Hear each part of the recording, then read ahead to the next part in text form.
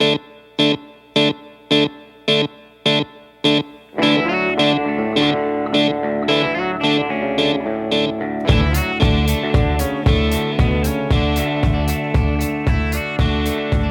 everybody. This is Joshua Hatton with One Nation Under Whiskey Podcast. I'm joined today, and I'm joined with the wonderful Jason Johnston Yellen, and together we are nosing a bottle of whiskey that we got pre-pandemic, like just at the beginning of pandemic or during pandemic. It says 2020 on there. Yeah, I don't know why you're trying to ask questions about pandemic timing. We know none of it makes any sense. None at all. We'll go this far. Yeah. These hand-filled casks say bottled 2020. No month, no day of a month, no time of a day of a month. Just 2020, which is 2020. Kind of how 2020 feels, right? Oh, when did that happen in 2020? In 2020. It happened in 2020. I get you. I hear you. So that makes good sense. So you and I, Jason, are enjoying a Glenmurray Distillery exclusive Sauterne cask from 2006, bottled in 2020. So 14 years in Sauterne. It doesn't say finish. So I have to assume might just have been full maturation. Full maturation. What's your bottle number? My bottle number on this is, oh geez, what's your bottle number? I asked first. 77. Mine says number 1. No, it doesn't. Yours does not say number 1. You would not have opened it if it said number 1. I absolutely would have opened it. You would have? Sir. I absolutely would have. If it says bottle number 1? But listen. No. Let's be clear with our listeners. Yep. The reason we are enjoying Glenmurray during today's recording is because we are recording this while Jess is at a Spirit of Speyside dinner at the distillery. And you, my friend, are sitting in Connecticut, and I am sitting in Virginia, and Jess is at the bloody distillery. And our good friend, Jason, don't you laugh at me. Only laugh with me. I love your use of "and." That was excellent. Our good friend Ian Allen, who is like Mr. Glenmurray. What's it? I know he's the visitor center manager, but he travels the world talking about Glenmurray doing the shows, right? So it's a title that hasn't been updated since he was hired. 17 so the janitor years ago or so. It's insane. He's got the run of the place. But listen, Ian Allen's birthday was just a couple days ago, a couple days from this recording. So that's cheapers creepers. Yep. So there you go. So to Mr. Ian Allen, happy birthday! Happy birthday, Ian. How old is he? Ian Allen has to be near our age.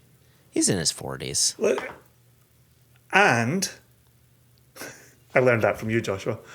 And if I am correct, and I'm dealing in the realm of memory, so I could be very wrong. If memory serves correct, this Sauternes that you just gave the distillation year for would have been distilled the year Ian started at the Visitor Center. I think you are correct. 2006. So this is birthday upon birthday right here. Look at this. This is whiskey inception. Whiskey inception. Yeah. Did you bring your top with you? You just spin it? Yes. It has been spinning for the first few minutes of this episode. So let me ask you this, because we have got a lot to get to. Did you or did you not save an email to PDF to then print down off of your printer?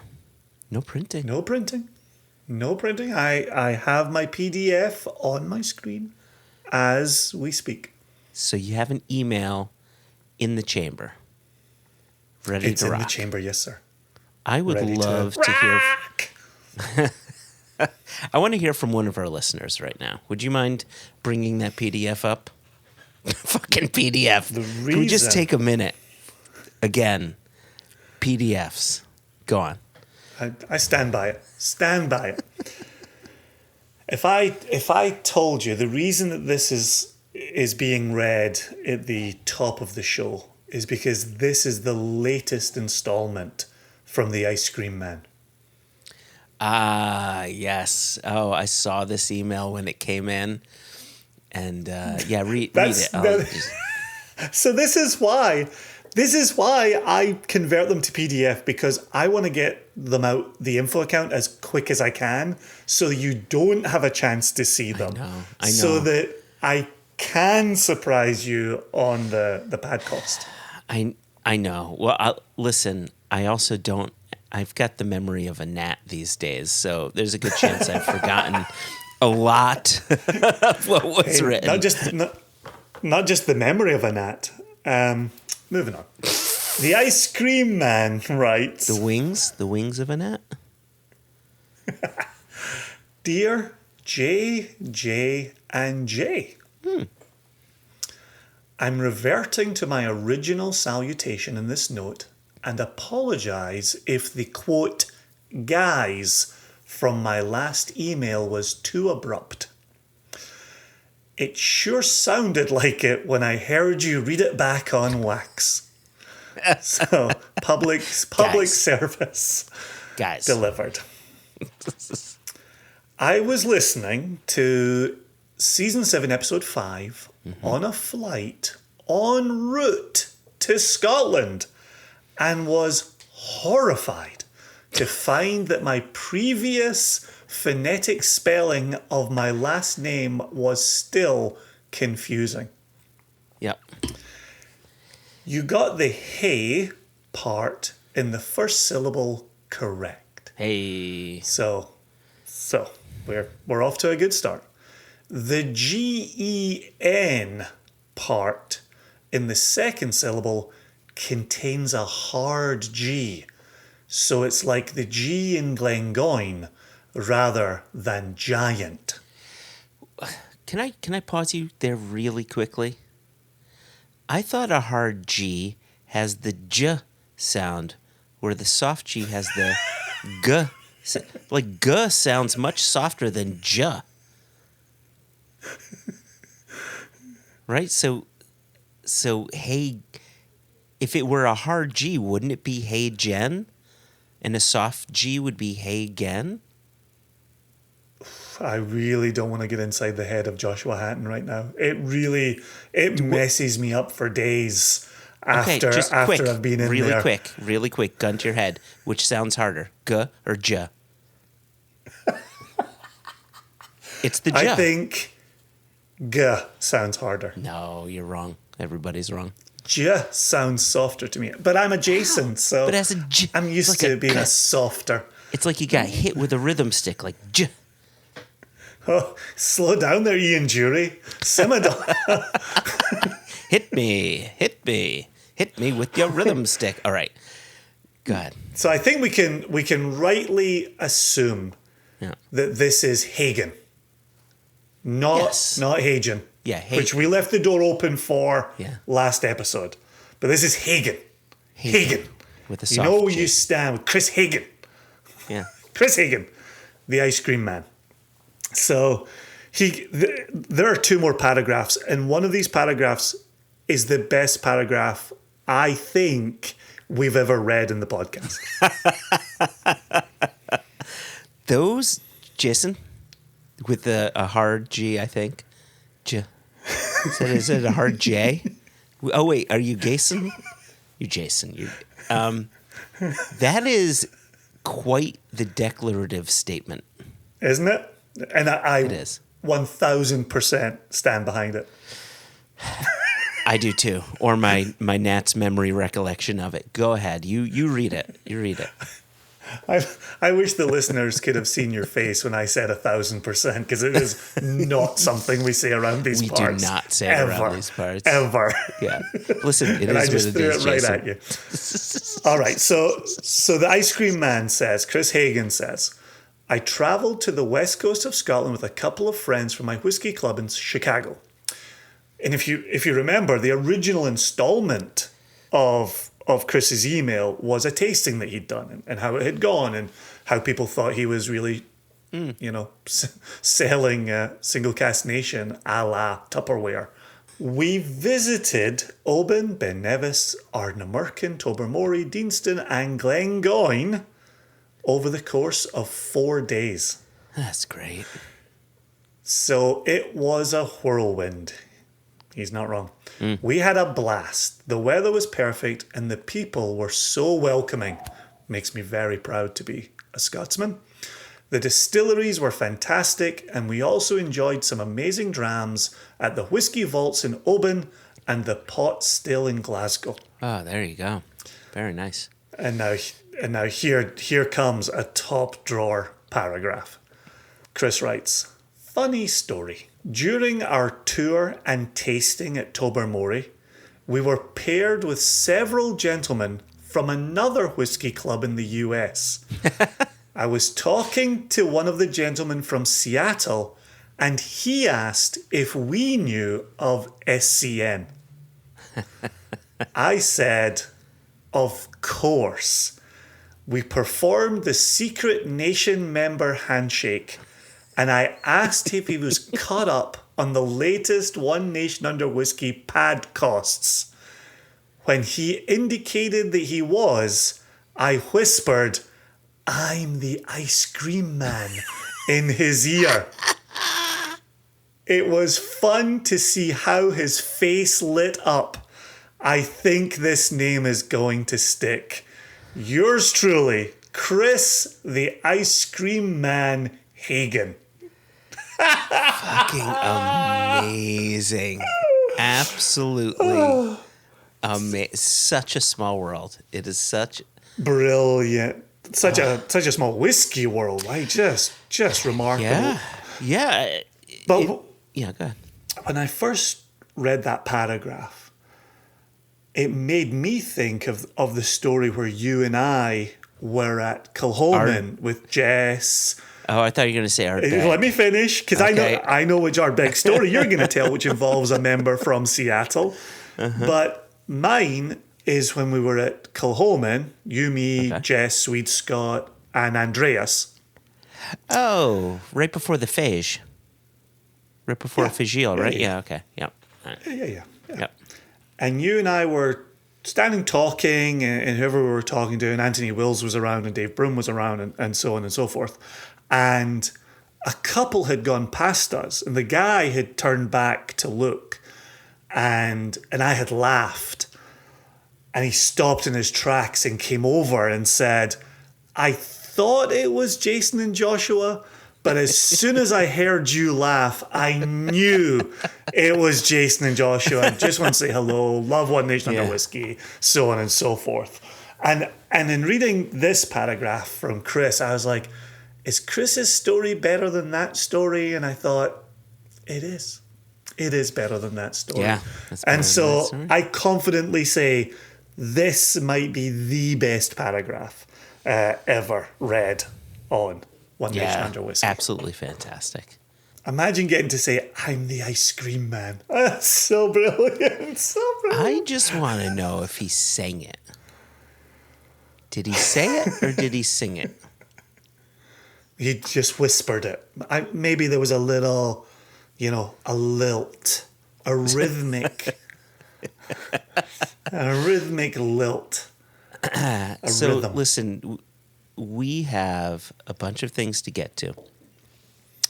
I mean, first and foremost, we've got Bill Thomas back on the Padcast here, and you conducted another interview with him, and I've told you this before, and I'll remind the listeners. I feel as if the best interview you've ever conducted was your first interview with Bill Thomas. Now, I've not heard today's interview, so I'm going to be listening to it for the first time, just like all of our listeners. But you set the bar high, Jason, so we'll see where it goes this time around. Well, let me tell you this. When we finished the recording, Bill said to me, do you think any of that's of use? What? Wow. And I said to him, yeah, I think it's definitely of use. And he said, but it was just you and me sitting here having a chat. Uh-huh. And I was like, yeah, that's all we ever do with any of these. And you've been on one before. He said, yeah, but this time it just felt like I was just saying stuff. No. Yeah. For the benefit of our listeners who have not yet heard a word of this interview, there is a point in this interview where I say to Bill, you understand these mics are on, right? And he said, yeah, I'm not sharing any of the business stuff. I'm just telling you personal stuff. And I was like, okay, so long as you're comfortable sharing this personal stuff with listeners around the world, cool. But it kind of shows where our chat was at that day and where his head was at that day. I said this before, and I said this on the original interview with Bill as well. Bill is one of the busiest guys I know in the entire whiskey industry. He's always moving, he's always shaking, he's always traveling somewhere, he's always working on the next deal, the next arrangement, the next person he needs to get back to. When I get 5 minutes with Bill, I feel like those are the most precious 5 minutes around, but I'm always on tenterhooks talking to him because I'm thinking how busy he is. Yeah. And I'm thinking that he needs to get away to do the next thing. And with each passing minute, I'm thinking, this is getting closer to the end of my time talking to Bill, right? Yeah. And then 5 minutes sometimes becomes 10, becomes 20. I've literally had a phone call with Bill where he and I talked on the phone for an hour, and I've thought to myself, he could have done literally 1,000 other things during these 60 minutes. Yeah. And he just spent them talking to me. Gosh, I feel quite lucky right now. And I never take any of that lightly. Yeah. On the day that I conducted this interview with him, I spent 4 hours with him at Jack Rose. 4 hours? Oh, that part I didn't know. Oh, okay. Wow. And only 1 hour Jack Rose lost so much money that day. They nearly shut their door because you spent 4 hours with Bill. Good news. It happened on a Monday and they're not open on a Monday. Oh, there you go. Okay. But smart thinking. There you go. But listeners will hear, and it does become more pronounced towards the end of the interview. Okay. They unexpectedly, and I say they, Bill Thomas didn't know it was happening. It was in a book. It was in a calendar. It was scheduled. They had a hood cleaning happening in the kitchen. And we were recording in the bar at the farthest spot from the kitchen door. Yeah. And for the most part, it was just kind of in the background. And I said to Bill, look, we've recorded in active distilleries, right? Our listeners know what it means to have some industry-specific background noise. It was only as we got really close to the end of the interview and actually hitting the stop button that it really got pronounced. So I don't quite know how pronounced it's going to be or if we're going to lose any part of the interview when you finally listen to it. Wow. Will all the dialogue will just be... Exactly. Exactly. But like I say, nothing was off the table here. We drank, we tasted. I will come back and I will circle back to one of the things we taste once you and I come out of this interview. I'd like to spend some time with you and that. And share a little secret. Oh, I love secrets. I've got a secret. All right, so let's hand it off to you and Bill.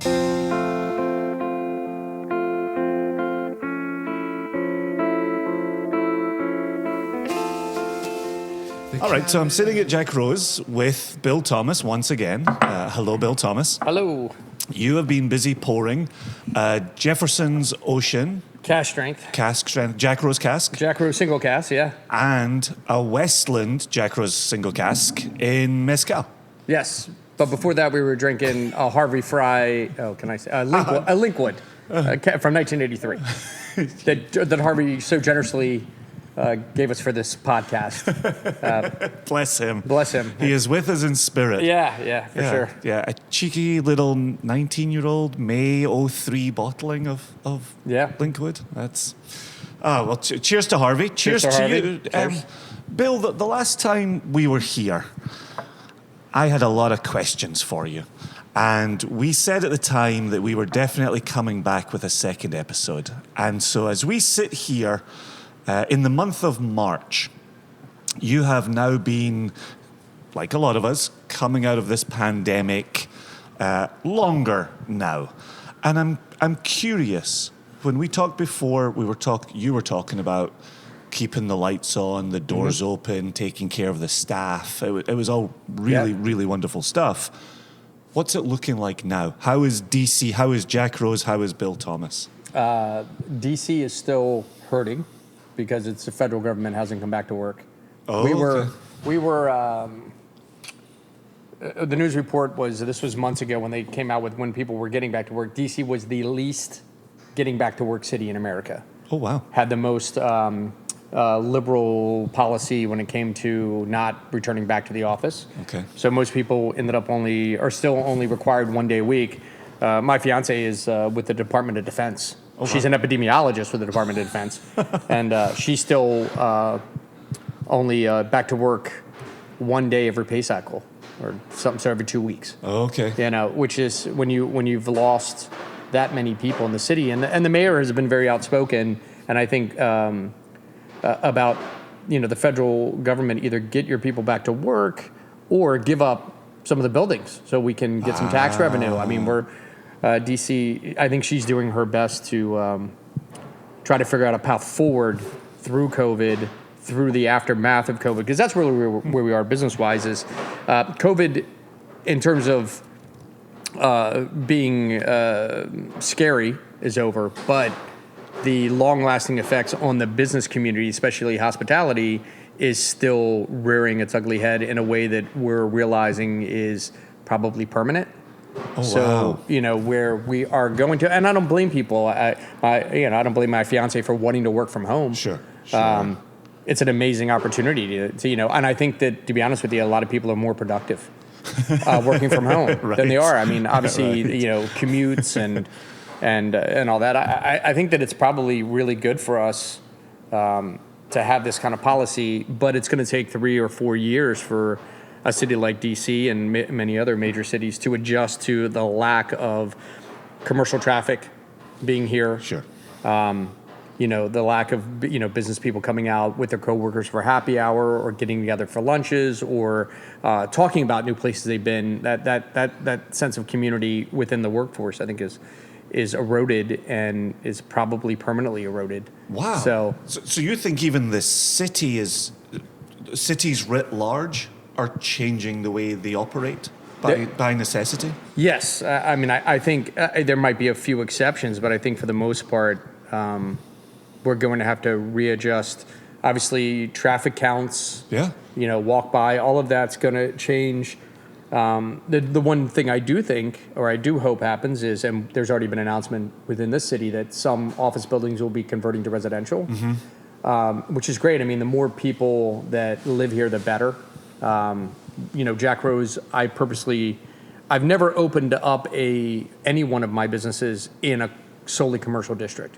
I've always tried to be in a neighborhood because I think the neighborhood is what gives you soul. That's your regulars. And then be as close to as many hotels and some office buildings as you can. That's kind of always been our business model, and thank God, because I think it's been a saving grace for Jack. Obviously, the regular community, as well as specifically the whiskey community, the outpouring of support was enough to keep everyone employed and keep the lights on. But now we're looking at, a lot more tourism as being a prop up. We're going to have more people visiting the city on that than office workers during the day. Sure. And we're going to have to be really focused on, things that, and I already do this now, is like, you can only go to the whiskey community so many times for so many tastings. I mean, they're like me. They're insatiable, but their pocketbooks have limitations. Absolutely. So we're looking at an instance where I can put together 7 days a week tastings. I have so much product that's amazing. So many great whiskeys. I mean, we could do every distillery probably in Scotland right now, multiple times with single cask strength bottlings. We have so much, obviously, between my potential collection and Harvey's collection. There's so many tastings, but there's not enough days in the week, and there's not enough money to go around, and that's the biggest problem right now. We're focused on tastings, we're focused on whiskey. Whiskey's up 35%, but you can only ask people to come so many times. So I find myself trying to do more expensive tastings that have like either a single barrel that comes with the tasting, or older expressions that are more costly, and then I'll have a more inexpensive tasting. I think this weekend's coming up is a Penderyn. On the 11th, we have a Penderyn tasting, which is going to be $65. Okay. Right, so that's on the lower side of things, plus tax and that kind of thing. It keeps it inexpensive. If you want to buy a bottle of our single barrel Penderyn, you can afterwards. But I didn't couple that one because it would be a $200 ticket, and that's just with a bottle. Are people? So you didn't do that. Have you done that in other instances, and people have been happy to pay the larger price and get more things? Absolutely. We well, always to get a bottle to go, right? So, and of course, right, you're going to have your mainstream or your bigger, if I did a Macallan single barrel, which is never going to happen, but if I did one and you include that in the ticket, it wouldn't matter. People would come because it's Macallan, and the devotees of Macallan are going to show up. Yeah. When you're promoting something like Penderyn, where, it's been around now, I don't know, 13 years, I guess, I'm guessing, something like that, and it's still an unknown quantity to a lot of people, even though I think that, it's something that this is our second single barrel of. We're very excited about it. We're high on Pandemic. It was actually high on Pandemic. I thought you just said high on Pandemic. This is only my second dram of the day. Penderyn. In fact, it was one of the last tastings that we had before the pandemic. We did someone was in from the distillery, I can't remember who, and we did it in the basement here at Jack. And Harvey was there, and Harvey complimented them out loud in front of everyone on their diluted. Oh, wow. And everybody was like, not a Harvey move at all. So for Penderyn to get that seal of approval, wow, one of the last from Harvey on diluted, and then obviously we had some cask strength expressions as well, which he really liked. It's good to have Penderyn back, but I feel like that's something that I want people to try if they want to pick up a bottle. Let's see what they do. Now, obviously, our last barrel sold out. So we're, we didn't have any reservations about doing it, although the cost of everything is up. Everybody, You'd have to tell us. Yeah. We're living that every day. It's going to be a little more expensive than the last expression. Yeah. How are you finding consumers responding to that? And I want to come back and talk to this Westland in just 1 second, because I took a sip and wow, amazing. I want to come back to that. But how are you finding consumers responding to everything being more expensive? It's definitely tough, but we try to figure out other ways to give value. So, I mean, the daily drinker, we're just, they don't have to say anything. We know what we need to do, and we know as whiskey drinkers where we need to make price adjustments, either make some things artificially lower than they should be if you go by a percentage formula, or making sure that there are things on the menu. And this has always been our philosophy, that if you come in and you ask for the best $8 dram, we'll find you something really good for $8. I mean, you tell me what you want to spend. If you have obviously a particular distillery in mind and something like that, but our job here, and that's why we pay whiskey advisors 6 nights of the week to be here is so they can help shape your experience to what you want flavor-wise or profile-wise as well as price-wise. Yep. So if you came in and wanted to spend $32 on 4 drams, we can make that happen for you. Nice. And that's really the key. And I look at it all the time because, it's been rough on me financially during COVID. And, I like to drink these drams. So I approach it from, and I approach every tasting that we put out there. Would I buy the ticket? Yep, 100%. If the answer is no, then I change it. I changed the Penderyn one 4 times. The text messages that went out to my staff when I was trying to figure it out, they were like, it was like, do this. And there was like, not even 10 seconds. No, change, do this. No. Call me. Oh, screw calling me. Just do this. And then before I settled on this $65, and then we were like, oh, one more thing, add a cocktail with Penderyn. I mean, let's, so. But I think that's certainly been a conversation you and I have had over the years, and this is what Joshua and I bring to this as well, is we are whiskey people, right?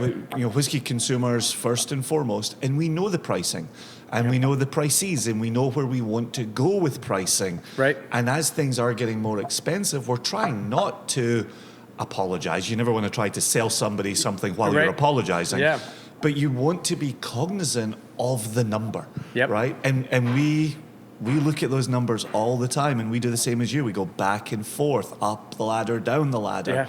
Yeah. Can we get away with selling it for that? It's a difficult proposition. So, and you've got almost 3,000 bottles to do that for, and you've got tastings, and you've got a menu. Like, does that drive you crazy? They're trying to get it right? You know what? I would have to say that, if I could spend, it doesn't drive me crazy because I would love to be around whiskey 24 hours a day. Mm-hmm. And more importantly, I think what COVID has taught me that I really do want to be around whiskey people 24 hours a day, and that's it.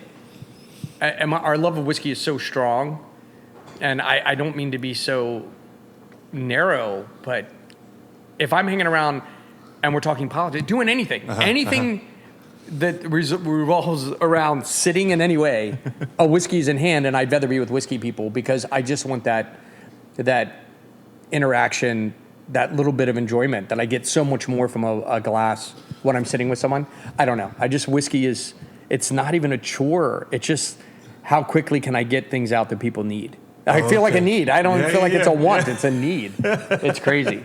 So talking about a need, I need a bottle of this Westland. Yes. How did this come about? They had a select amount of casks that were in alternative, like wine casks or mezcal, obviously. Mm-hmm. And they had one mezcal cask. And I can't remember. This is crazy. I'm trying to think of who was just like, we got one sample of mezcal. And I was just like, well, that sounds interesting. They're like, we have one sample. I was like, okay, bring by all the samples and we'll try the mezcal.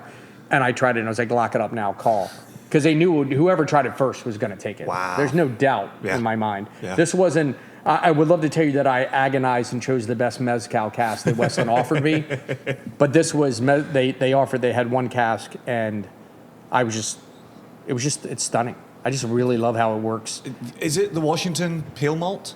Yeah. That then went into mezcal. Yeah, and I just think that fruit or like kind of notes with the mezcal works so well. Yeah, it's interesting. Jess and I just had this conversation the other day. Jess Lomas, who is a Glasgow-based Westland nut, right? Fully fledged Westland nut. Her and Chris Hallstrom, Swedescott. And we were talking about the pale malt.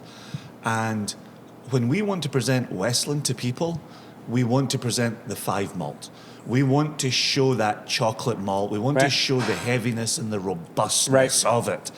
This Mezcal Cask Washington Pale Malt is one of the best Washington Pale Malt Westlands I've had. Yeah, and I believe... It shines. It absolutely shines in this cask. Yeah. Brings in a pleasant smoke, a wonderful pepperiness on the palate.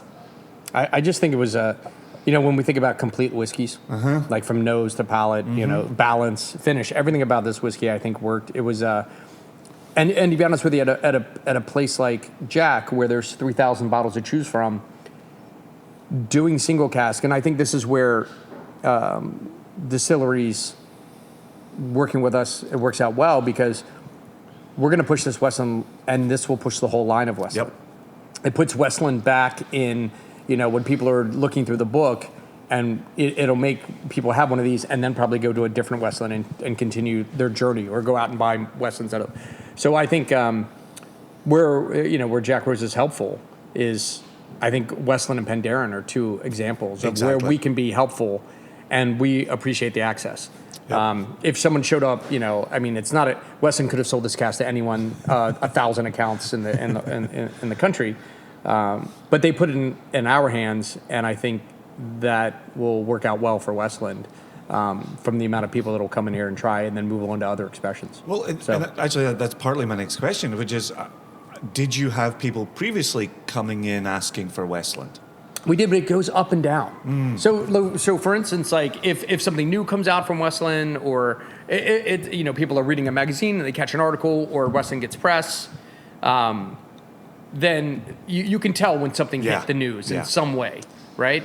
Maybe somebody won gold in San Francisco. Maybe somebody was featured in the Whiskey Advocate. Maybe somebody wrote, in Whiskey Magazine, they wrote an expose on American single malts, right? Westland's going to be top of the list, and that will drive traffic. But when you have, it's not like the old days where there was, in 2000 when there was 10 American distillery, 10 Kentucky distilleries plus Old Paturo, and a few others, right? I mean, you have 600 choices. Oh, gosh. 1,000? I don't even know, right? 3,000? Yeah. 3,000 American distilleries, doing different products, not all American single malt. Yeah. But 2,500, 3,000 American distilleries. How do you sift through? Right. I mean, Scotland could stop producing tomorrow, and with all the expressions that they've put out over the last 200 years, you couldn't work your way through the stuff that's out there.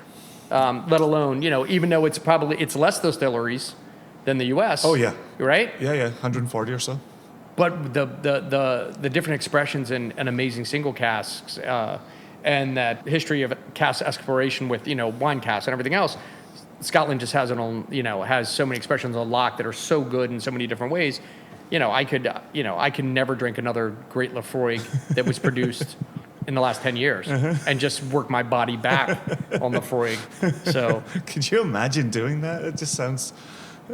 It's crazy. Yeah, I mean, such a wild focus it would be. Yeah. So talking about American single malt, then, do you have?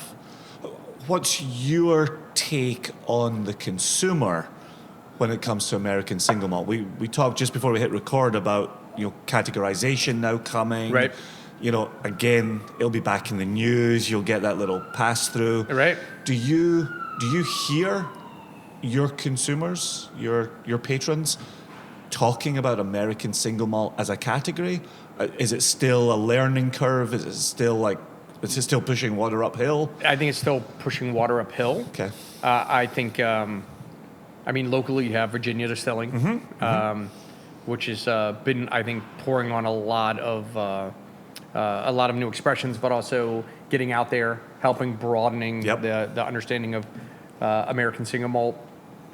Westland obviously has led the way for a long time, but the problem is there's not a density of top-notch American single malts to collectively push the ball forward fast enough to have the consumer thinking about it daily or every time they step in the bar. It still gets a little bit forgotten. And until I'm going to name drop. I was talking to Bill Lumsden, and we discussed this very thing when I was in Scotland with him, and I was just like, you could use a man like Bill in the U.S. creating an American single malt distillery with his kind of notoriety, with his name behind it, for people to go, oh shit, a major Scottish distiller creating an American single malt with all of that knowledge coming over and just having that kind of additional weightiness of his name, something like that to add in. Or, if it was someone, I can name, 50 distillers from Scotland that could come in, and just their connection, just knowing that there was that seal of approval, that quality stamp, it would help the category tremendously. Which is then interesting that they went down, LVMH went down the Woodinville path. Right. And so they picked up a bourbon and rye distillery. Yeah. And putting, their weight behind that. It'll be, I'm trying to think, obviously, I think this is a mistake I make. I think of Balcones as an American single malt distillery. And I know so many people who think of them as a bourbon distillery. Right. And so when we talk Westland and Copperworks and Westward, and we're up in the Pacific Northwest, obviously Virginia here for us locally. But then Balcones in Texas, I felt helped to broaden the category as well. But I might be in a minority of thinking that. I mean, the problem with the Balcones is they get lost as a Texas malt. Yeah. Right? Yeah. I mean, they're an American single malt, but they're Texas. Yeah. And Texas, I think, is the stronger pull on Balcones than American single malt. Yeah. For sure. And, they have a ton of different expressions, which, is great, but it also doesn't help the category focus on just a pure a single malt category. And I always thought this was, an issue with Corsair. Not having a strong bourbon or just something known as, you had Rhymageddon, but having these staples, these bases that people say, oh, classic American distillery, but look at their creativity. It was more, here's all of my creativity. Yeah. And it's been difficult to navigate, say, the market if you don't have something that people are regularly reaching for on their back bar, like a great bourbon, a great rye, a great single malt. When you start saying, oh, that's a Texas single malt, or that's it just, we still haven't come to, the average American consumer hasn't come to grips with all of the nuances of what American whiskey can be.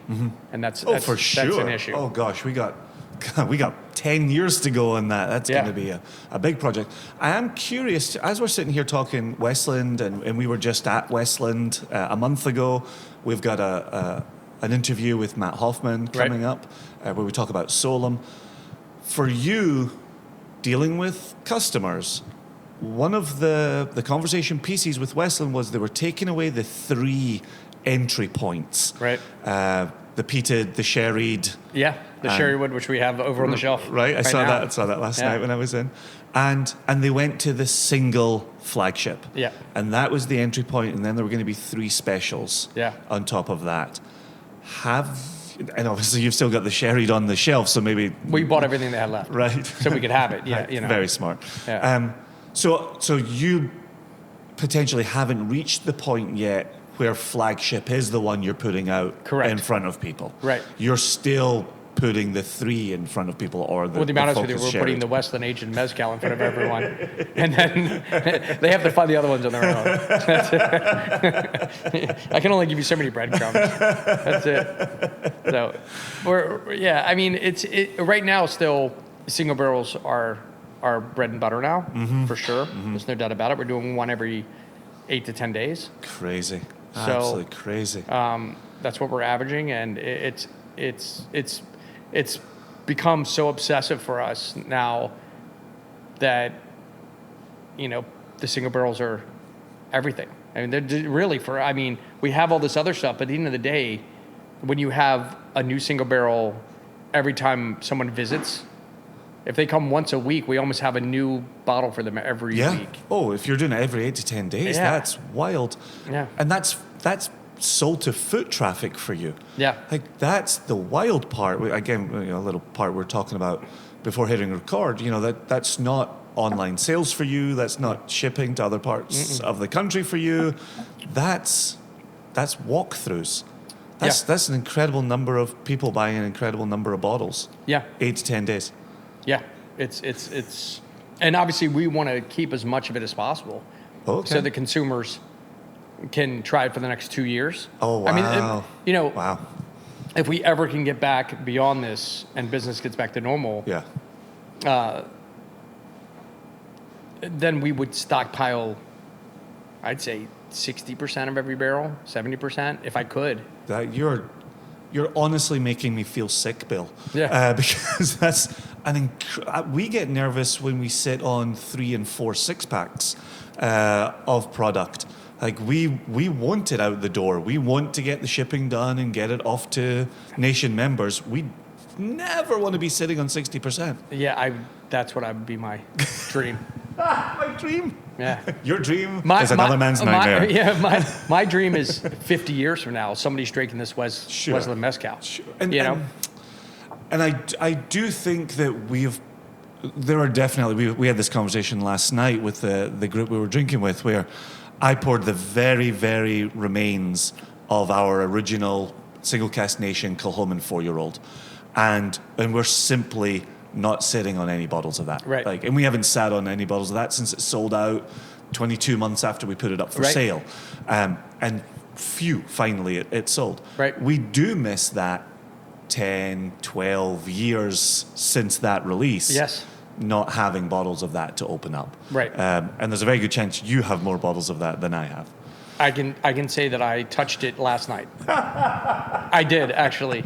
And it made me think, because I was, when you started Single Cask Nation, I set aside a single bottle or 2 bottles of your first releases. And I'm trying. There was.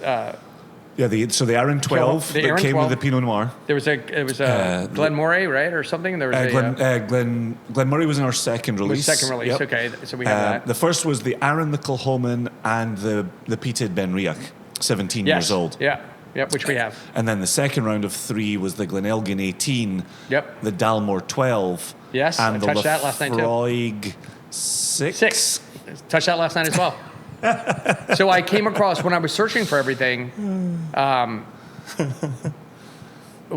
I told you this when we did, like, to have a party. Yep. But I did it, and Harvey did it too. Mm-hmm. So that means we're sitting on at least 2 bottles of every.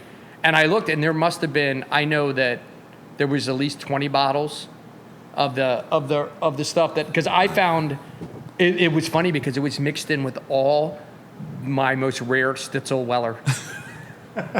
Your original six pack of your stuff was in. I opened it. I was looking for a particular old Lawrenceburg bottle, and there it was. I opened a thing and I pulled it out, and I was like, "Man, these capsules look so good. What could this be?" And it was the Single Cask Nation. So that's what I think of it. I keep it with my Stitzels. Gosh, that's the rarefied air for us. Thank you, sir. Yeah, but whenever you want to do a party and a tasting, brilliant. Team up. Let's do it. Let's do it. We'll supply you supply the commentary. We'll supply the booze. So. And I'll be drinking it very happily. Yeah. We were all big fans. I remember, you don't remember, but I met you guys in New York when you first launched at Whiskey Fest. Okay, 2012 Hurricane Sandy weekend. Yeah, and you came, because it's funny because I touched the Talisker cash strength that came out that year. Yes, Roberto. We were talking about that with Roberto last night. All those damaged bottles that sold for cheapest chips, double digits. Oh my God, that was so good. In fact, I found an envelope that had the labels in it that Warehouse gave us the labels because the bottles they had steamed. The humidity the glue had become and fallen off. So the story being that when Hurricane Sandy hit, this store had storage in their basement. Their basement got flooded, and these 20-year-old Taliskers in 2012 were getting sold for just clearance prices. Yeah. I think Joshua has a bottle. With the labels in an envelope. They were in great shape. It's just like they fell off. Wow. So I found that, because I obviously drink some of them with no label, right? Because why put the label back on if you're just going to crack it? And so I have extra labels if anybody needs Talisker labels. So I just brought the Jefferson Ocean Single Cask Strength to my lips. Yes. Talk to us about this. What's going on with this? So it's funny because, I've had people go, this whole like Asian at sea thing and whatever. But I'm just like, listen, we're not. That's what's creating the agitation. That's all we're talking about here. We're just looking to make something a little different. And before I talk about this one, I was saying to someone that like there are insane devotees to ocean. Okay. And there's also people that think it's gimmicky, right? But it's really, there's a couple of people who thought it was gimmicky. I tried them on it, and they were like, okay, we'll take a bottle. Okay. So we haven't launched this yet, but I've actually sold a few bottles because people really wanted it. I was in Kentucky. This is before COVID, and or was it? No, was it? I'm trying to think. COVID times, but a guy was sitting in. It was a liquor store that had a bar, right? Where you could sample stuff. And a guy was talking about ocean. I was walking by where he did it, and I was just like, he's like, I've been trying to find all these oceans, and I go, I heard him. I was like, hey, my name is Bill Thomas from Jack Rose Dining Saloon. I think I have batch. Back when they had it, it was in Boston with number 3, but it was kind of like this different kind of label. Oh, okay. More fancy. Okay. Spent some money on the labeling. Okay. And I said, I think I have batch 3 in storage somewhere. And I was like, you can have it. Right? You can have it if you want it. Just because he was so big into it. I heard him like passionately talking about it. I was like, I'm not going to miss one bottle of Jefferson Ocean from my collection. And I said, I was like, I will send it to you. Yeah.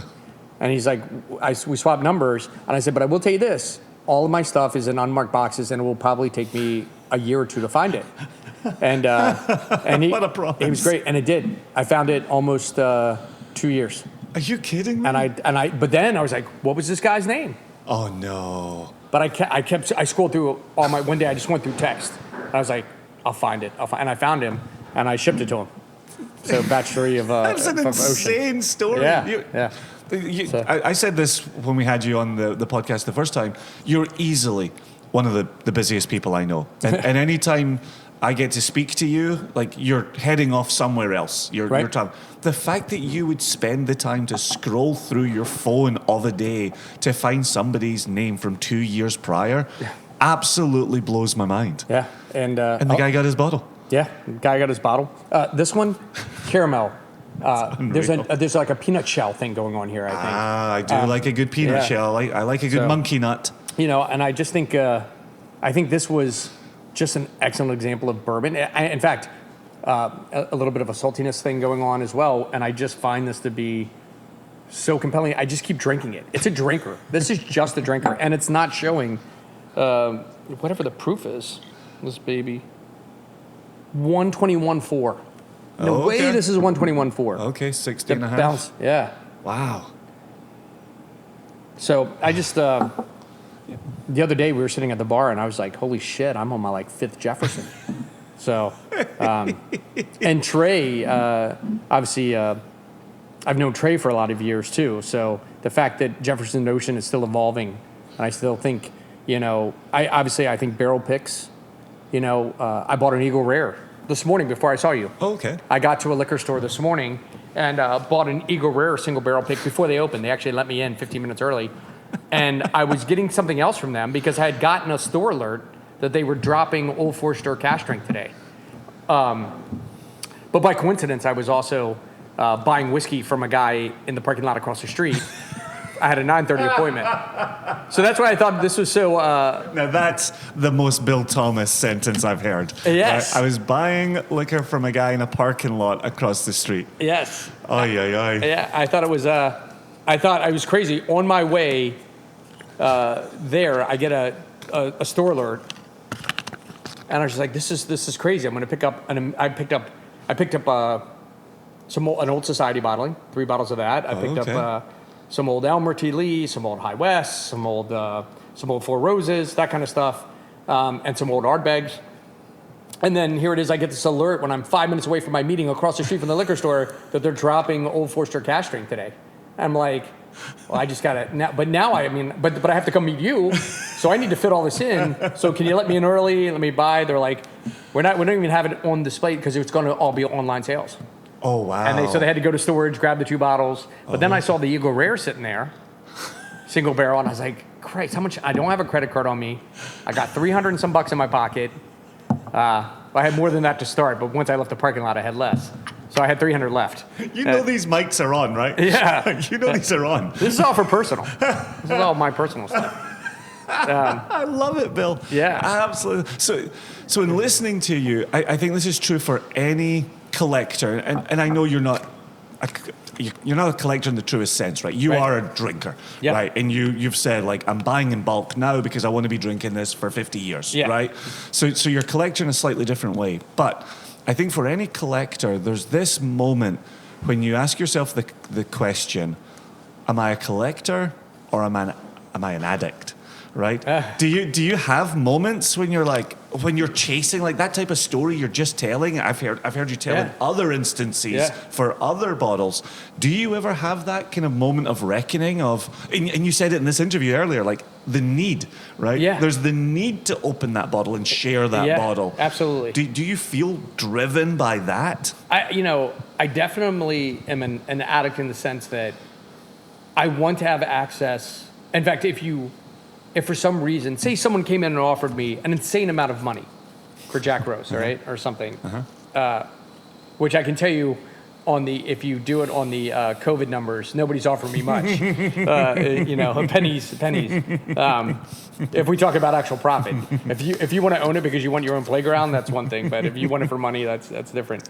But to not have the ability to drink whatever mood you're in. Yeah. And we've talked about this before, drinking your mood. Yeah. Sometimes bourbon, sometimes Westland Mezcal, sometimes, a cash drink Lafroig or a Jefferson's Ocean. Yeah. Like, not to have that ability would drive me insane. I just don't know what I would do without that. And it really is an addiction in that sense. I don't have, like, and I've said this before, as much as I've tried to be an alcoholic, I don't have that gene. As much as you've tried. I'm trying to, like, I feel like I've let the team down, but... Is it in your family? Is that the There is that has the line been here? some in my family, yeah, of course. And I mean, obviously, since my family's been in the bar business since, the late 1800s, if there wasn't at least one, we'd be in trouble, right? Then what did we do wrong? But yeah. So there's been some issues like that, but it didn't. I love drinking, but I love drinking when I'm talking to you. Yes. Right at home. Yeah. I'm not reaching. Like the other night, my fiance, who's also a whiskey drinker, I was like, hey, do you want to do some dramming? Just to talk, because I really want to have that discussion and that camaraderie when drinking, as opposed to just silently going, wow, wasn't that a great dram? In my mind. Yeah. Sometimes you're having a good day or a bad day and you want to dram, no doubt about it. Yep. Or you're just in the mood. But if I'm going to sit down and have 5 or 6, like the other night we sat down in Springbank, Glendrona, Lafroig, we had 6 different distilleries, and there was this, the back and forth with her that makes whiskey all the more enjoyable when you're sharing it with someone. So you definitely have the passion, right? Yeah. Like there's no doubt about that. I was just curious when you're, on a Monday morning buying, a collection out of a parking lot. Yes. It has overtones of other activities that people get up to. Yes, that's true. And it's funny because I didn't even have enough money. I gave him an IOU, right? Like. And I just said, he goes, the gentleman needed some money, and I was just like, listen, I didn't have time to like research and say how much I could pay. I was like, what do you need to get through your moment of crisis? And then we'll figure out the rest. Yeah. I was like, just bring everything you have and meet me. Oh my gosh. And that's what we did. So, I also had a guy, call me who I bought a bunch of whiskey from not too long ago, pre-COVID, and there was $1,000 IOU. You can spend here at the bar. Oh wow! And he just got, after 2.5 years, he's been hunkered down. Okay. He's like, is that so good? I know it's like, I was like, if I told you have it, you have it. And I just wrote it it was just written on a business card. $1,000 spend when you need it, kind of thing, which comes out of my pocket, but because I can't remember, I buy everything personally, so yes, but it's crazy. So and I'm always doing stuff like this. It's the only way to keep up with whiskey. So we haven't really talked about this in the podcast. Josh and I haven't really brought this up too much, but I have found, and this is a bigger question that I did want to ask you today, which is, I have been finding myself returning to 2009 and either pulling things out of my own collection from then or looking at those things around auctions or buying those back through friends. Why 2009? I was blogging at that point. Okay. So I was tasting everything that was coming out. Right. It was either being sent to me or I would find it from somewhere.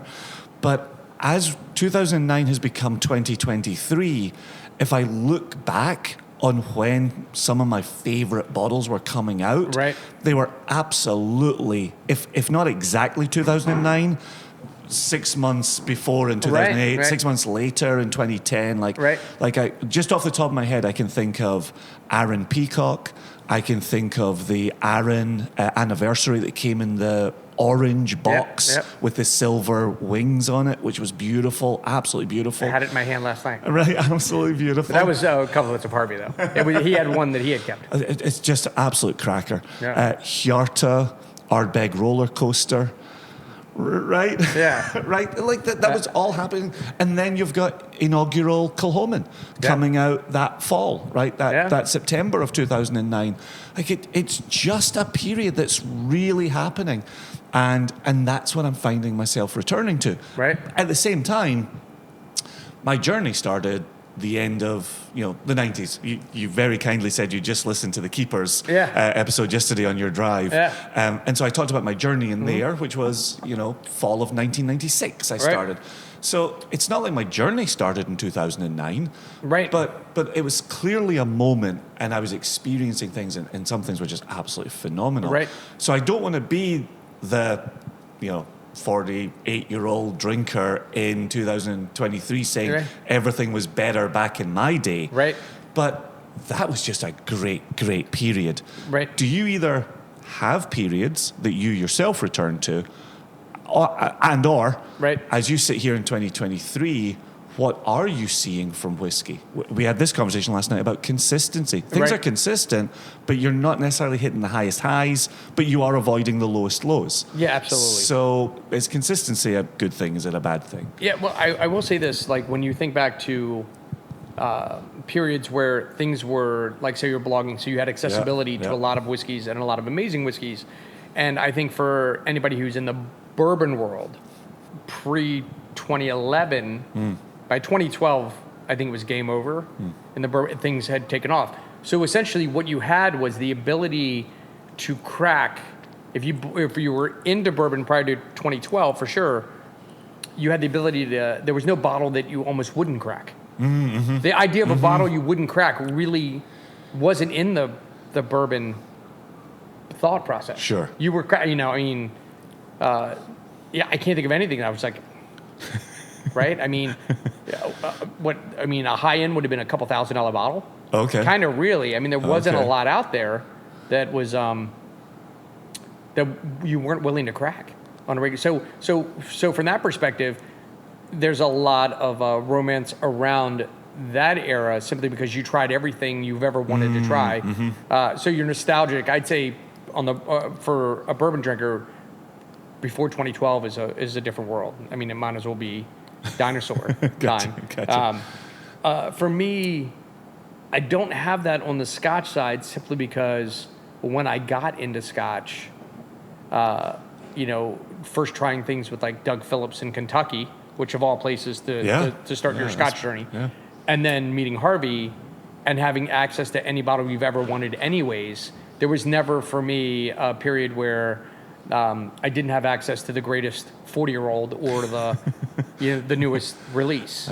And so whereas bourbon, I can think of years, specifically even 2002 and 3 that I think were pivotal years for me in the bourbon world, but not in the Scotch world. That's always just been accessible, which makes no sense. And also Scotch took that downturn. If you look at the old bottoms auctions, back before they got out of the game, and now they're back into the game in the U.S., and I was buying Black Bowmore for $3,000 a bottle. Wow. At auctions in the mid-2000s. Wow. And I remember, and I think I got one for like $2,900. I didn't buy the one that was $3,500. It's just kind of crazy, right? That those things were just. I remember at a bottoms auction, the only other guy that was buying everything up was one of the, I think, waiters from Brandy Library. Ah, okay. And I felt like such a jerk. It felt like such a jerk because I was like, these are gifts. These are gifts. And I was just like buying everything. These are gifts. These are gifts. At the prices that Scotch was going for in that period is stupid. Like, it never should have gotten that low. That's absolutely wild. Absolutely wild. So what about the second part of that question then? What do you think about whiskey as you sit here and you have traveled back through decades, courtesy of Harvey and through your own buying? What do you think about whiskey? I mean, I always say this, there's never been a better time to be a drinker than now. There's more great whiskey coming out all the time. I mean, you may find a slight distillery profile change. For sure. Absolutely. And some of the ones, and some of your favorites right now might not be some of your favorites, but then they'll come out with that one bottle that you're like, oh, this re-energizes me into that distillery, or it gives me faith in that distillery. I can't think of anyone that and there's distilleries that I thought weren't so good that are now doing some really good stuff. There's stuff that was blend intended that single barrels have escaped, and we're getting a lot more access to some of those. As far as Scotch is concerned, I think that's nothing but up for Scotch. I do not understand some of the values in the Scotch world are amazing. Scotch doesn't cease to kind of amaze me with some of the pricing that they come out with, but it also, some of the distilleries also amaze me at the craziness that they price stuff at. Yeah. Here's the thing, with Scotch, if you're an up-and-comer, there's so much value. If you're established, and if you're the top tier established, there's so little value, if any value, and that's a problem. So you'll find yourself grabbing some of the things that people like hang their hat on. You and I probably don't drink because it just doesn't make any sense, price-wise, to do so.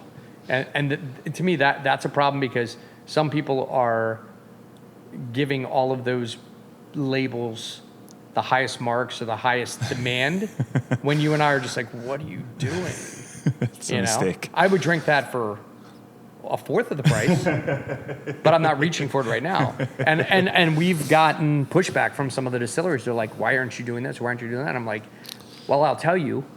I won't say in public, like I'm not trying to badmouth you. Yeah. But I said this on the phone this morning in my hour commute. It's what I don't say that you should be picking up on. It's what you don't see. Interesting. Because I'm not going to try and really bury someone, but if I'm not pushing someone, or if you ask me a question and I move on, there's a reason. And I don't know, because we want to put value. I mean, at the end of the day, if I could make a living charging $9 an ounce, I would. Right. Heard. Absolutely heard. Do you agree with that statement that the highest highs have gone along with the lowest lows? Or do you still have moments when a whiskey turns your head? Yes, I definitely have. But once again, I have to look at, if we're talking simply something that is a recent release from a distillery, absolutely. as opposed to something that I got a bottle. Recent release, absolutely. I am. And I have to say this, but our Lafroig Virgin French Oak. Oh, wow. I think is a stunner. Whoa. And I think, and I've said this, I explained this. When we went to Lafroig to pick the single barrel, we were given the options between, I think, Port Cask or Oloroso Cask, 3 different levels of toasting on the Virgin French Oak, ex-bourbon cask, right? You have all of these to choose from, PX cask. Yep. You have all of this to choose from, and Chris and I, the way we approached it was we each went to one end of the rick and said, you start there, I'll start here, make your notes, we'll compare. And when we went through all of these different examples of casks, and we revealed which one we both liked, it was the same exact barrel. Fantastic. Right? And so you know that's an example of like, it doesn't matter what the age of this whiskey is. It doesn't matter the finish. It's just an amazing whiskey. And I think that that was probably something that I'm just blown away by. And then, of course, you have that honeymoon period where you're like, wow, we picked this amazing cask, and now it's going to get bottled. 3 or 4 months later, it's going to be shipped to you. You're going to actually get it in bottle. And is it the same? Yeah. Or Yep. was my palate, and that one just was like, this is killer. Wow. Absolutely killer. Wow. And it got really great reviews from the people that we sold it to and in the tasting.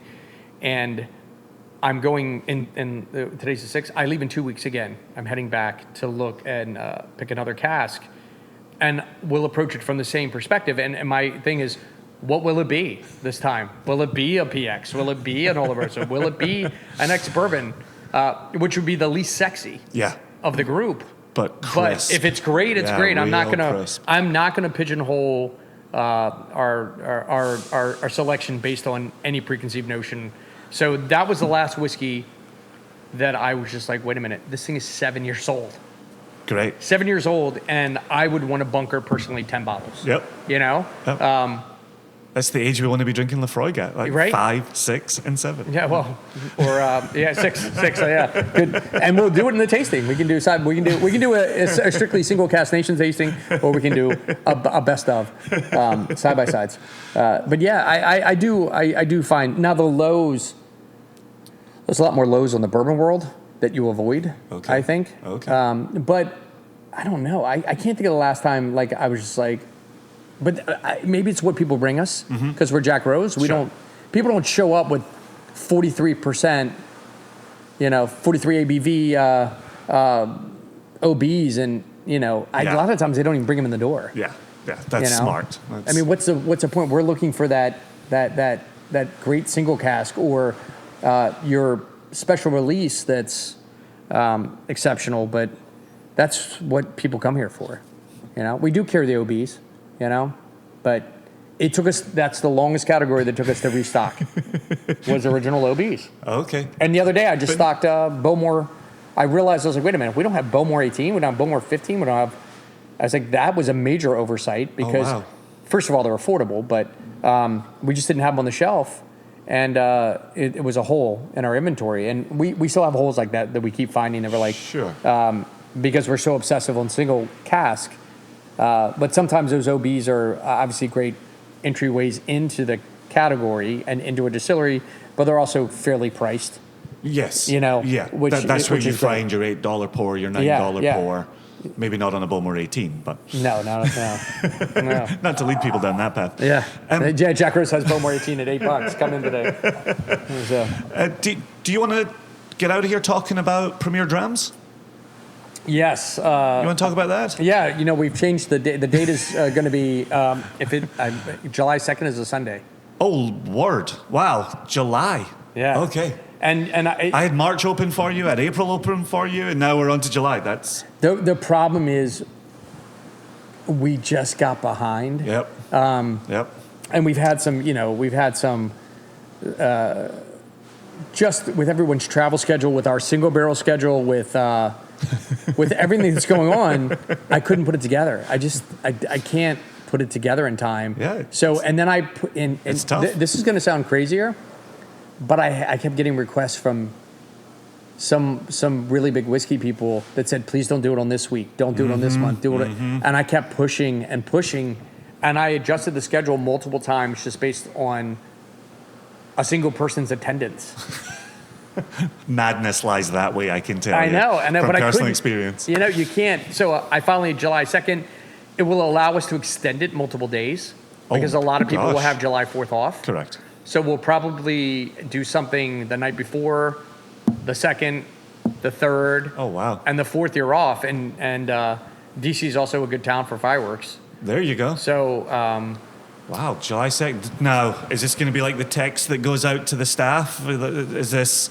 Yes. It's July 2nd on this podcast, but it might not end up being... No, it is. And because it counteracted the text that went out the week before saying it was going to be Father's Day, and then the staff was like, "You cannot all." Now they've already gotten a text saying it's no longer Father's Day. Let's do it. So for the record, do you want to describe Premier Drams to the listeners, because it is a hell of an event? Yeah, sure. I mean, I started the event years ago simply because none of the more mainstream whiskey festivals were geared towards cask strength and single barrel, and I was getting kind of disenchanted by going to a whiskey festival, and it would always be Harvey, Roberto, and I going to these festivals, and of course, if there was anything hidden in the boot or under the table, we would get access to. But that was just like, half dozen drams maybe, right? And that's all we were looking for, except for if you released a new product. Yeah. And first of all, I didn't think that was fair. And it kind of sucked because I would be trying something, or you'd have to share with 2 or 3 of the other people that you knew because you got access and they wouldn't. Yeah.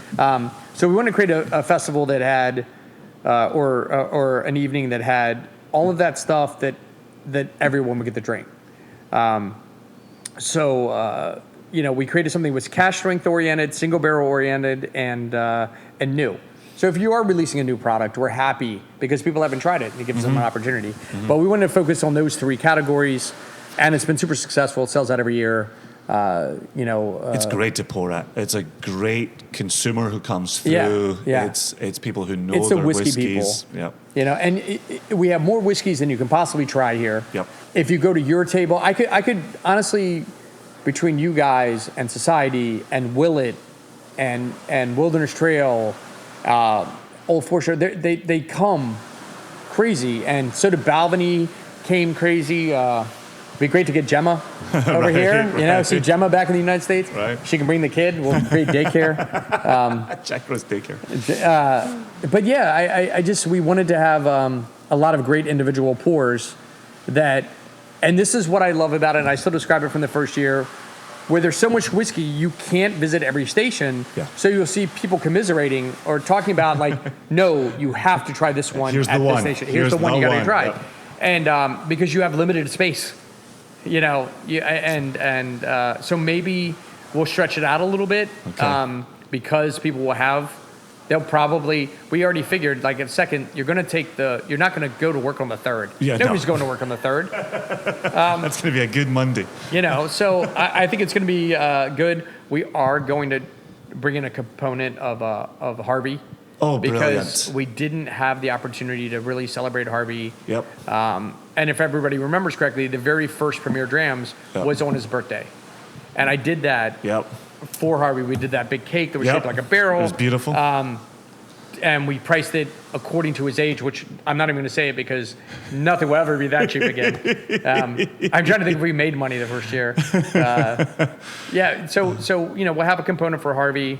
I'm planning some special stuff. Just got to run it by Roberto, make sure that's how we want to do things. There'll be a lot of pictures up. Oh, perfect. That kind of thing. That's really cool. Well, I already know exactly which bottle I am bringing of ours to honor Harvey. Oh, good deal. It'll be under the table. Okay. And so anybody listening to this podcast who comes along to Premier Drams, ask me for the Harvey that's Dram. fair. That's fair, right? Right? And I will have a Harvey Dram under the table. Let's wrap it up here. If careful listeners are hearing what sounds like intermittent white noise, you have a hood cleaning happening. Yes. And I've been watching them through the doorway there, and the hose, they're hosing it down right now. They've surrounded it with plastic bags, and they're hosing it down. Safety first here. And it's getting louder. So, Bill, this has been a brilliant whiskey chat. Honestly, easy peasy. I don't feel like we got to any specific questions. I feel like we just talked. But we don't have to get to specific questions, right? It is just the type of things we talk about. We didn't even talk current events of what's going on in the whiskey world because so much shit is going on. Look at you teasing the 3rd visit from Bill Thomas. I don't get paid for these, so it's not like I'm like I can. That makes 2 of us, brother. Yeah.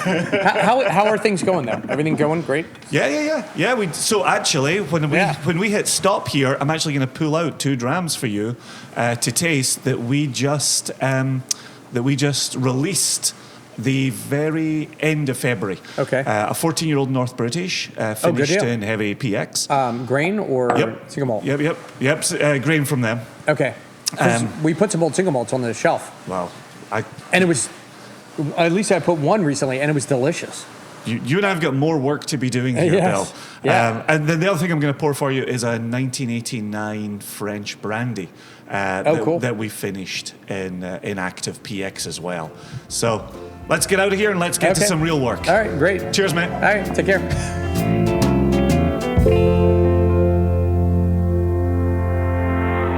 Sincere thanks to Bill for his time. Like I said, leading into that interview, I spent a lot of time with him on that Monday, and we drank a fair few beverages, and we had a jolly, jolly good time together.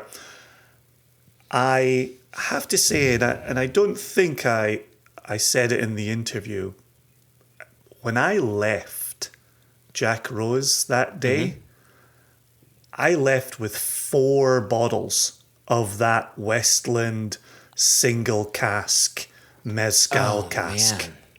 That was it mezcal or tequila? It is mezcal, my friend. Oh, man, it is was on the that- label that you have somewhere in your house. Oh, I know exactly because where it is. It's delicious. I delivered your bottle to you when we saw each other in Philadelphia at the end of March. And I remember putting a heart on your bottle of it. It is amazing. And to be in that interview and talking to Bill where he's saying, oh, I wish we only sold through 60%, of our single casks that we do. I wish I had more of everything to the side. I'm busy out here picking up 4 of these Westlands, and I'm here today on the podcast saying, if you're in DC or you're around DC or you've got a way to get someone to get you a bottle, absolutely do so. I will also say, for the benefit of our very own Jess and Swede Scott, who are 2 of the biggest Westland nuts in the world, I made sure that I grabbed a bottle for each of you as well. And I have told you nothing about it so that you could hear about it on this episode with me and Bill tasting it on the episode. You, of course, Joshua, I had the privilege of seeing you in person, so there was no way we were not enjoying that together in person.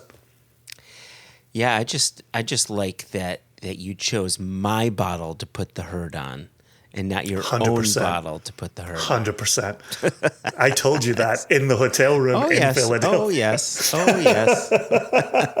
But seriously, such a remarkable Westland. So unique. It really is one that stands out. And, we've had some of these Westlands that were...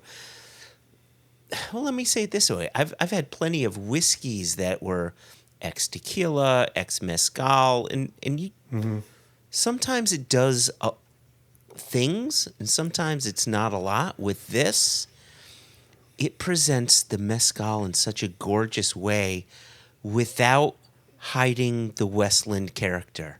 It just frames the Westland character in such a nice way. Yep. And the thing that I keep saying about it is it's one of the best expressions of Washington pale malt that I've had from the Westland distillery. Yeah. It's very natural to go down the path of the 5 malt, which is phenomenal and they're rightly very well known for.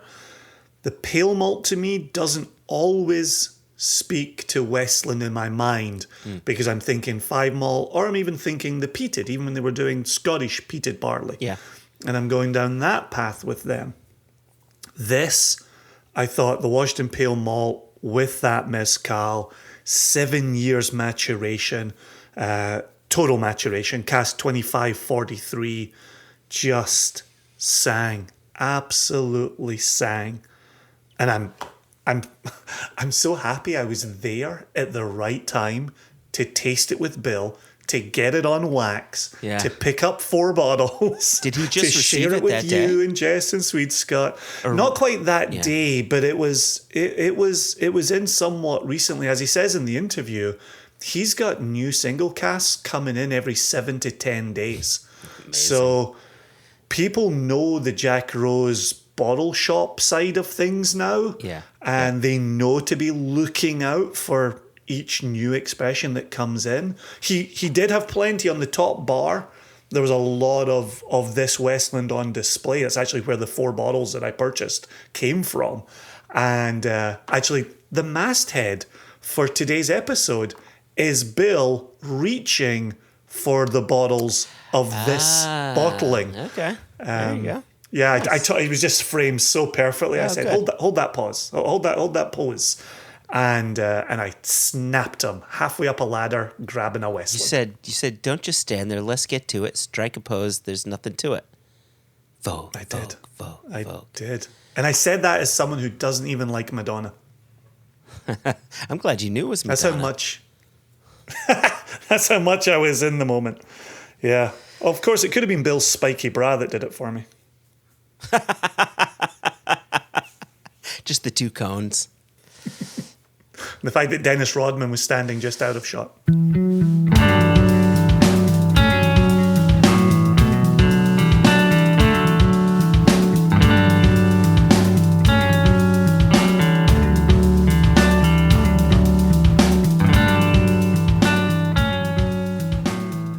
So, Jason, we've got a bit of news that I wanted to bring up. And I actually wasn't even planning on bringing up any news. But I feel as if our hand has been forced.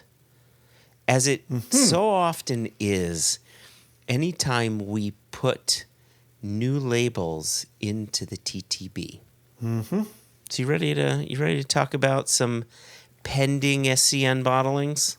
I think it makes good sense. Let me bring in the paper boy. Extra, extra, read all about it. Life story of Playboy Penny. Extra, extra, extra, extra, read all about it. Me and that Playboy in trouble. Usually when we find out that someone has been trolling the TTB website for new Single Cast Nation labels, it's from a particular Instagram account, which, if you know it, you know it.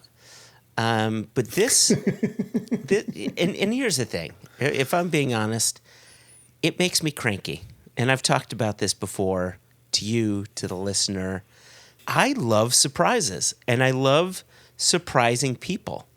And when we issue a new label to the TTB and it gets approved, it's public record, and therefore it's meant for anyone to be looking over, but it ruins that possibility for a surprise. But to me, it's not just that. Okay. It's the fact that we're submitting placeholder labels. And then that placeholder gets shared like it's the final thing. And then we have to undo the information that's being shared through the placeholder to then provide the information that's going on the final label. And so it's the undoing that I find kind of annoying and that makes me a little cranky. When we're still working on final notes, final tastings, getting tasting notes that are as close to bottling as possible, the labels go in before anything can kick off for the bottling. It's the order in which things are done, and that's the one that makes me a little bit cranky. Grinds my gears. Grinds your gears, yeah. So, however, here we are, and so anyway, the way I knew the TTB had approved these labels, aside from our bottling hall letting us know that the labels had been approved, is I had gotten a text from someone I don't normally get a text from about these things. And it was a shop owner texting the Impex sales rep saying, "Oh boy, oh my God, we have to have this for the store." And that person just forwarded the text to me, or just, the idea of the text. And so as a reminder, whether you're a shop owner or a bar owner or just a consumer, this is online only, right? So it goes through the whole 3-tiered system, right? A store ships it out. But this is an online exclusive. You will not find any of what we're about to share on store shelves. This is online only, singlecastnation.com. So we have 2 wild turkeys, 2 10-year-olds, and people will notice if you go on the TTB website, one of them says 57.75% alcohol, and the other one says 59.85% alcohol. Neither ABVs are likely correct. Placeholders. But we needed a placeholder. So let me tell you, and by extension, the listeners, what our 2 wild turkeys are. So again, 10-year-olds. The first one distilled September 2012 from Tyrone Warehouse K, the 4th floor. This is cask number 210145. And we think we're going to get about 160 bottles from it. We don't know. We'll see. And then the other one, this one, if memory serves, this is the one that really floated my boat the most. And this was cask 220949 from Camp Nelson Warehouse B, the 6th floor. And that was distilled in May 2013 and should be bottled in May 2023, sorry. And here's... Unless it's bottled in June. Unless it gets bottled in June, or July, or August, or September. And then it won't be bottled in May. But here, one thing that I want to point out for people who don't pay the closest of attention, we have named these 2 casks because they're both 10 years old. And upon first blush, if you don't look at the fine points of cask number and distillation date, you could get the 2 confused. So our 10-year-old from Tyrone Warehouse K is known as... Actually, let me do this in reverse. Our 10-year-old from Camp Nelson Warehouse B is called Raiders of the Charred Oak. And then our other one from Tyrone Warehouse K is known as the Cask Crusade. So perfect. Yeah, so there you go. Stop calling me Junior.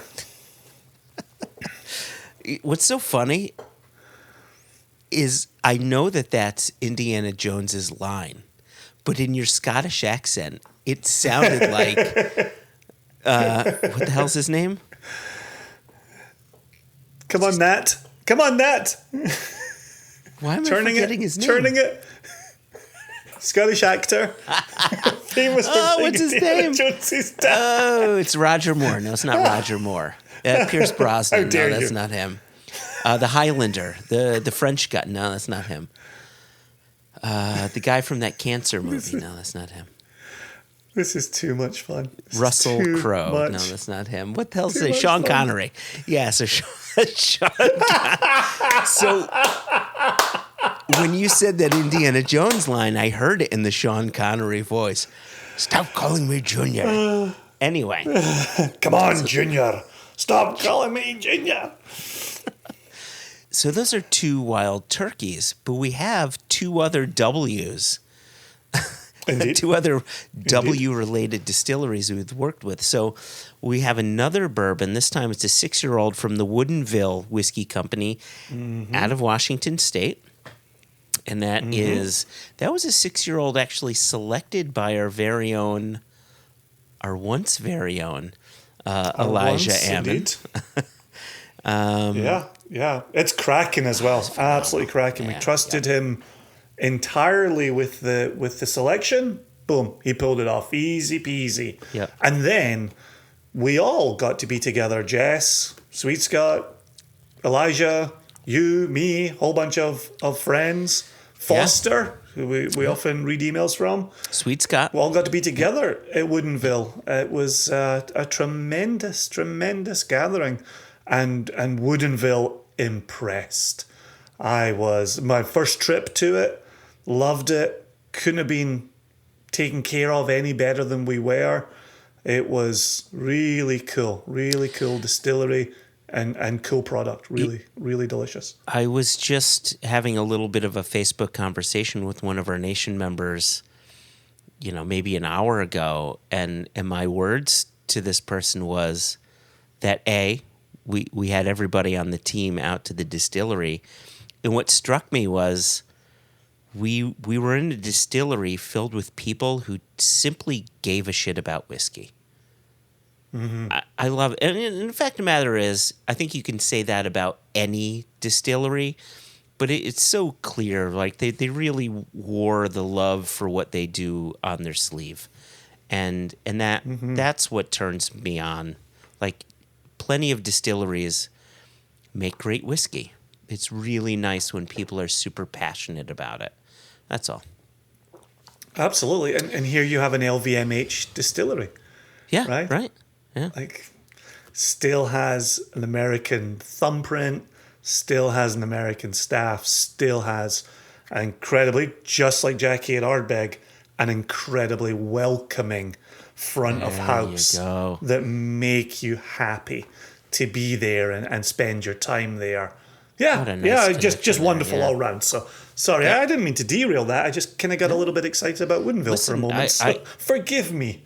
Indulge me.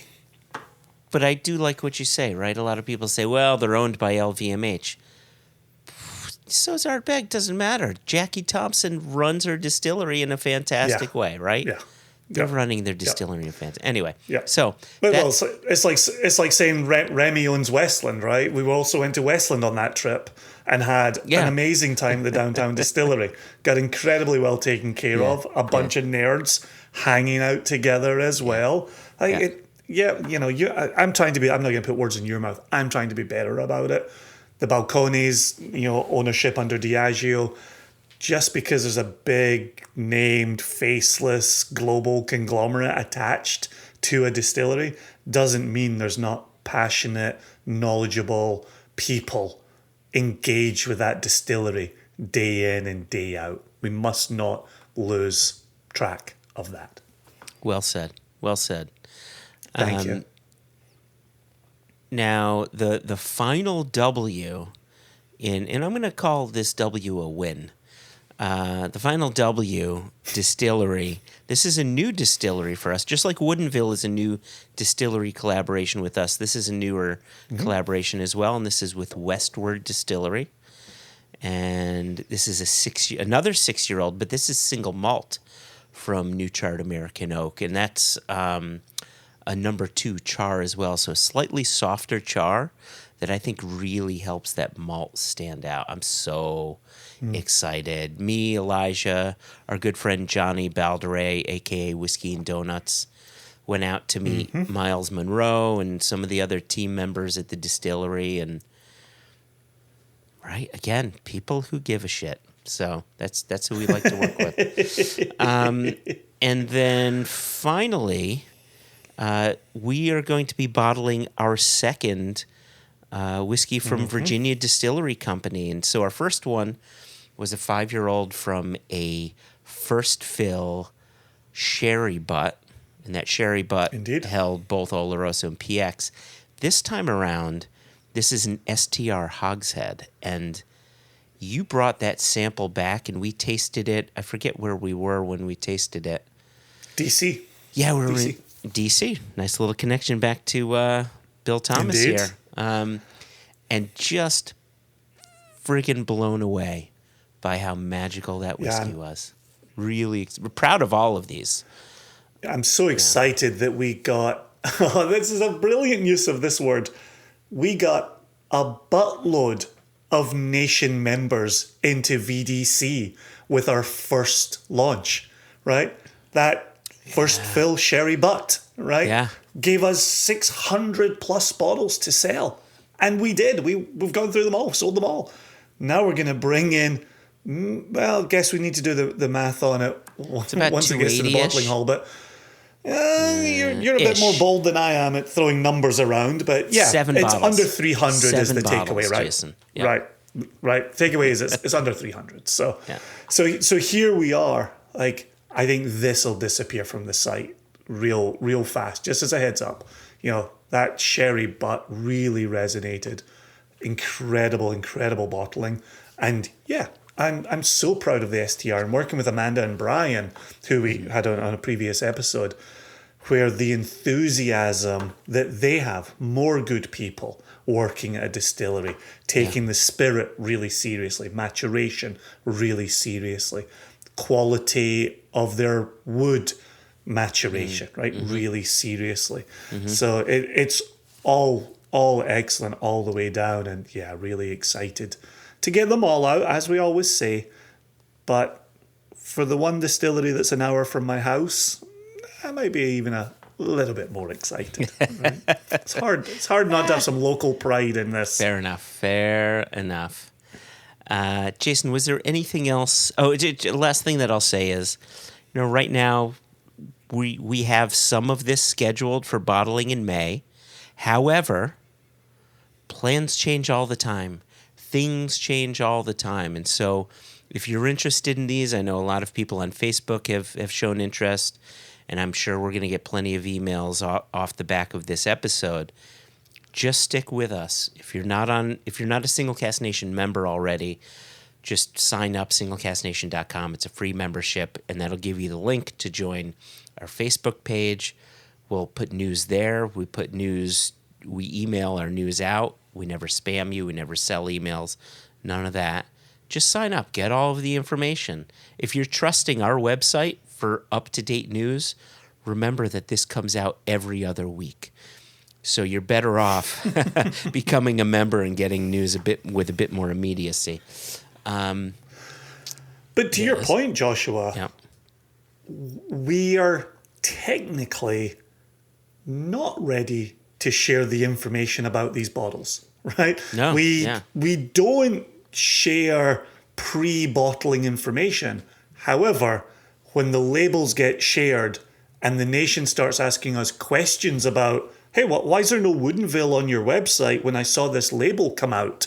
We got to say, okay, the reason you're seeing it is because of the reasons we've already given today in this episode. Yeah. But, I hope our nation, and I hope people listening to this episode don't think we are choosing to share this information this early, right?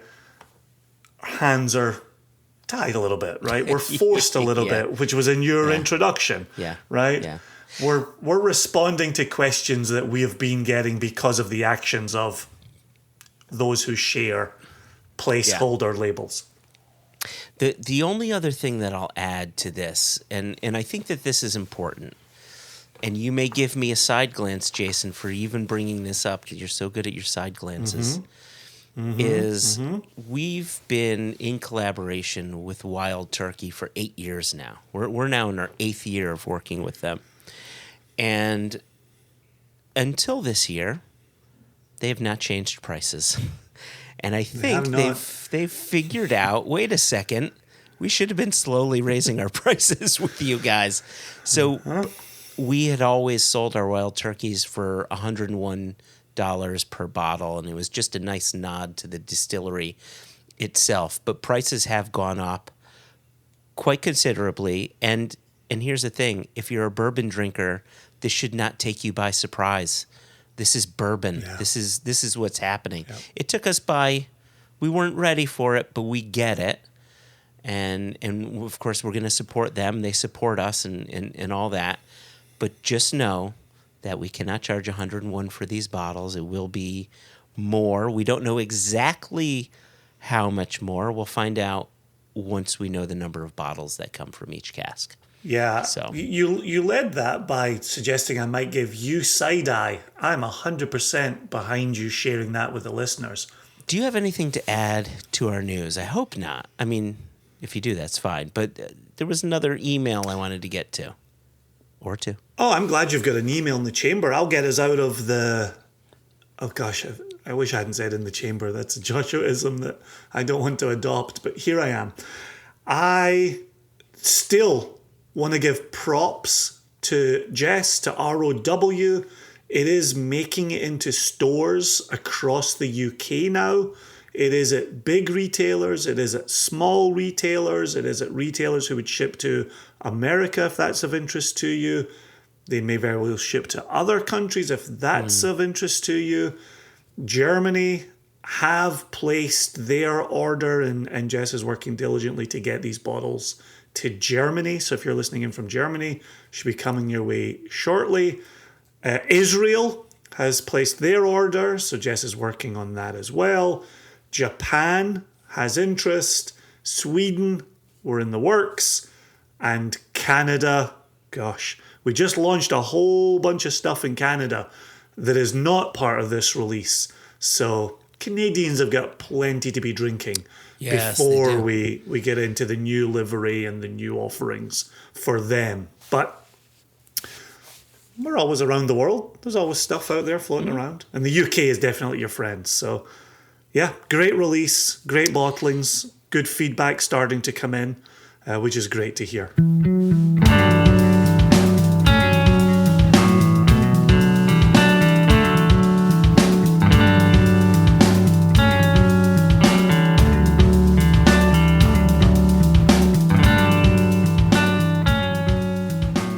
So listen, I have 2 emails. Actually, it's 3 emails, but one of them is one guy. Holy shit. Well, we actually have far more than that. So one is an email, and then that person a day later sent a follow-up. So, and I'll tell you, the subject line made me a bit nervous.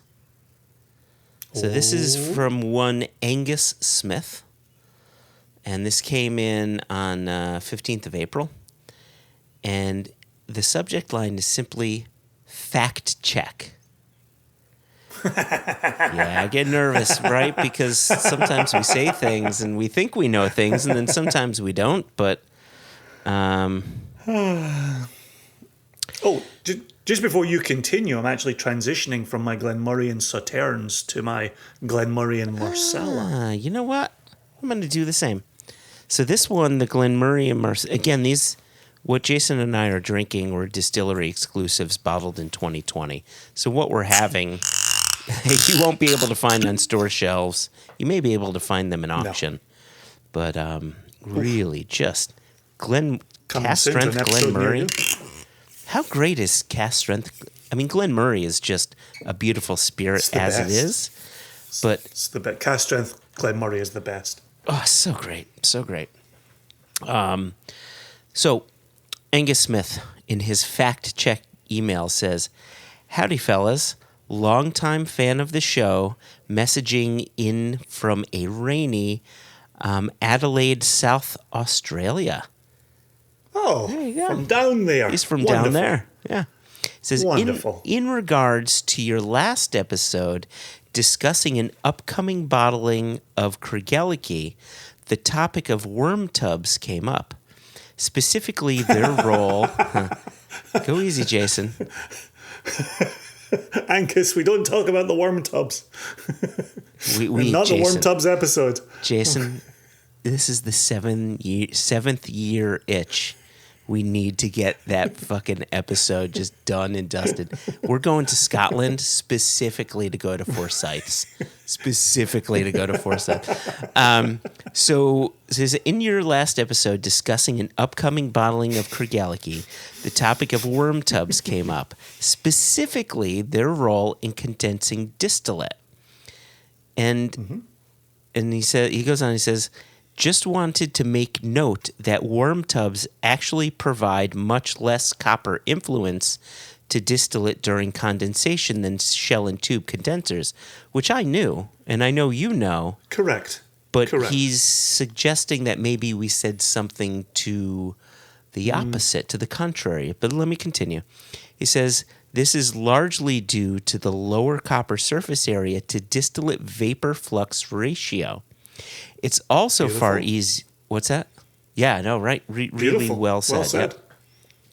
It's also far easier to control the temperature of the vapor as a function of length process through the condenser with shell and tubes, meaning the distillate can be kept as a vapor for longer, maximizing the thermal reaction potential with the copper by running the counterflow water in the outer shell at a lower rate and or a higher temperature. Mm-hmm. I like this. This is graduate level. I enjoy this. I really want us to sit with that for a second because that's how I understand it.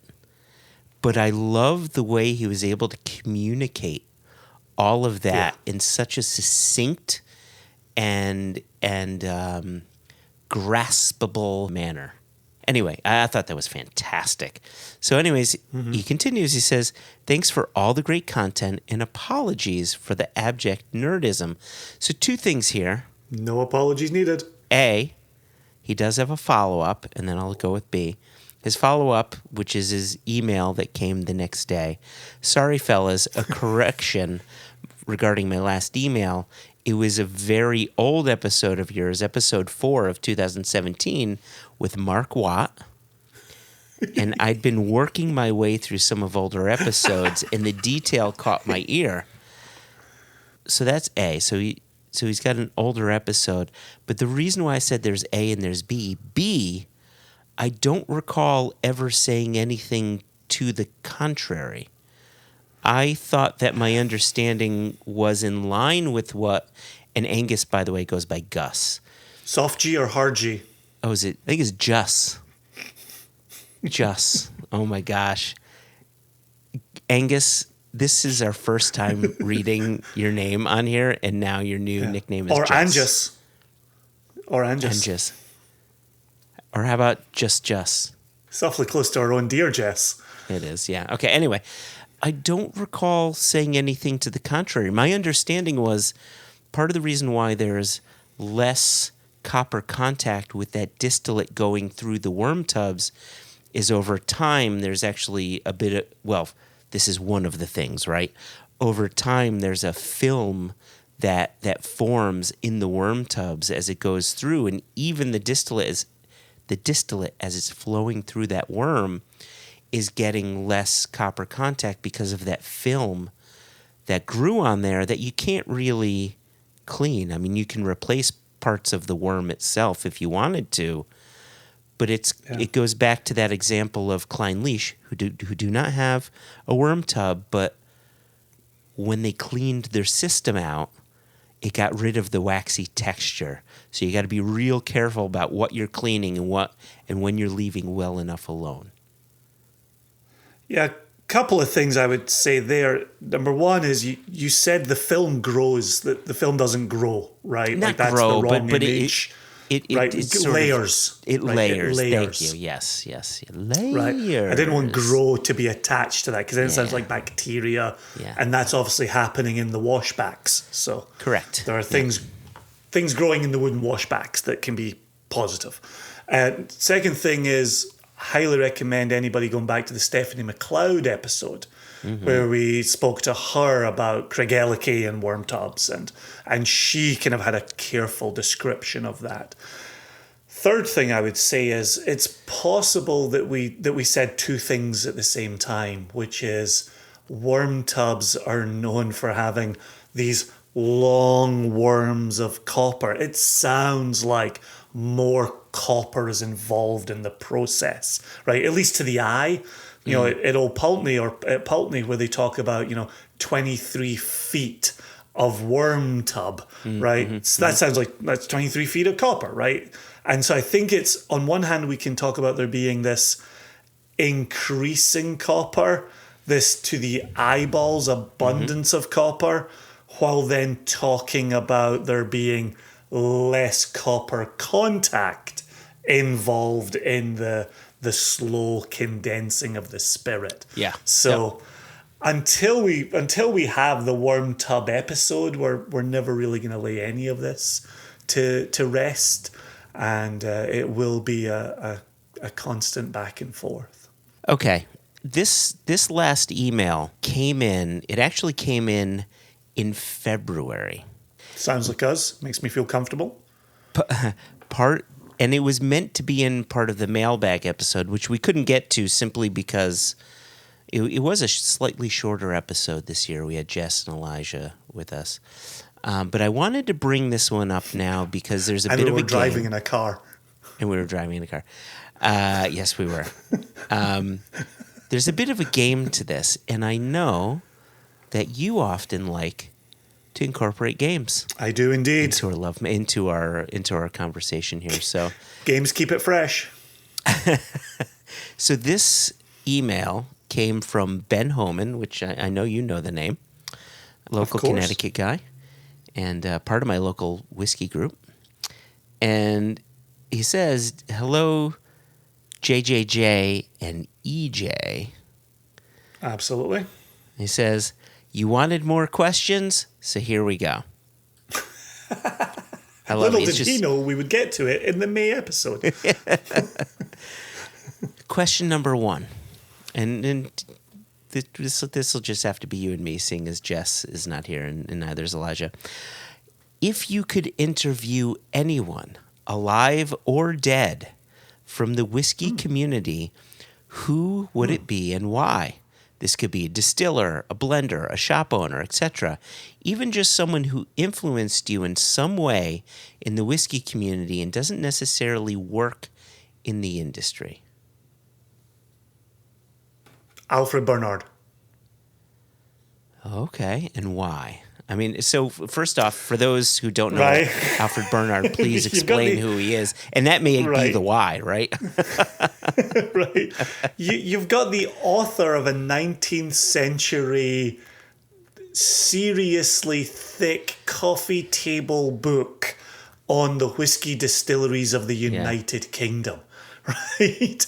Like, you and I sit here and we think about the 1980s as the last significant downturn in the whiskey industry, and single malt, specifically, and we've watched this rise through the 1990s, 20s, 2010s, and now here we sit in the 2020s, and we've now got this 20, 30, 40 year lived history. But there's nothing for us before that. Yeah. And to get a chance to talk to Alfred Bernard about his lived history and what did that second half of the 19th century look like, knowing that we would then have the Patterson crash at the start of the 20th century, right? Yeah. How did it all look? How did it all feel? What was the tenor of the industry in the late 19th century? I just think that would be absolutely fascinating. And the fact that I'm sitting here in 2023 with his book not even an arm's length away from me. Did he think there would be longevity to the book that he put together on that trip that he took, right? The fact that I can and I can't think of the publication year off the top of my head, but I think it's the 1880s. And here we are 150 years removed from one another, and his words are not even an arm length away from me. Yeah. In Virginia, in the United States. Like, what an achievement. That's remarkable. So, that's my answer. There you go. Yeah, I thought about this for a little bit, and one of the thoughts that I had was I would love to interview John Walker. Right? I mean... Oh, yeah, another good one. That's excellent. Right. You have the birth of independent bottling through a grocery store owner turned blender, right? That's so cool. And there are many other examples, but the one that I landed on was actually Harrison Ford, because he's a massive whiskey fan, a huge fan of Brook Lottie, and we get to talk about movies as well and his work. So that's who I landed on. All right, so there's a bit more to this, right? Oh, Can I just circle back for 1 second? Oh, yeah, go ahead. Alfred Bernard's book was published in 1887. Since Angus Smith fact-checked us on the worm tub, I'm just being precise in what I'm presenting, His at name least is for the Just. next 5 minutes. It's Just. Just Smith. And then question number 2 from Ben. What do you think is the most underrated distillery in the world? Who needs more praise than they get? Why don't you go first? I went first the last time. You take this one. The trouble is, it's 50 deep. It's 100 deep, right? You and I know so many producers and so many quality spirits out there that could use a light shone on them. How do you pick one? And is this, still standing or a distillery that is no longer around? Let's go with still standing. I think that's likely fair. Top of mind, man. So 2 come top of mind, and that would be Glen Talkers, which we've talked about many times on this podcast. Don't say Glen Talkers. those secondary cast lists do not think it is underrepresented, underthought of. They think it's Macallan, and so Glen Talkers is not working. Yeah, that's a good point. Why are these... Anyway. Same is true for Mannochmore. Mannochmore pricing is ridiculous. Mannochmore is crazy. No one's heard of Mannochmore. Cracking. What's that? Right? Mannochmore's cracking. Absolutely cracking liquid. But it shouldn't be sold at the same price as bloody... No, it should. Anyway. Jason loses the power of speech. Moving on. And actually, I'll say 3. Oh, do I have to say just one? I have to say just one. Okay. Then I would say Ardmore. Wow. I think their spirit is so pretty. Wow. It's both floral and delicate while having a really nice sort of barbecue peaty backbone to it. It seems to be living in 2 worlds at all times. And when I have Teacher's Highland Cream, which is, I think, a blend everybody should have on their shelves at any given time, it's the backbone to Teacher's Highland Cream, and it shines. Yeah, I think Ardmore is one people should be paying more attention to if they can. Wow. I'm surprised because it's a Beam Suntory distillery that often shows up at tastings or at festivals right alongside Lafroig, which maybe, to your point, overshadows. Yeah. But if you're getting that presence, that delivery, to still be underrated is surprising to me. And I like your justification. I like you going to bat for the spirit, because the spirit is free from ownership and free from marketing. Right? There you go. It's the spirit being produced by the people on the ground, the people at the distillery. Exactamundo. I'm also surprised you went with a Scotch. Why would you be surprised I went with the Scotch? Is Scotch in the question? Scotch whiskey is my favorite spirit in the world.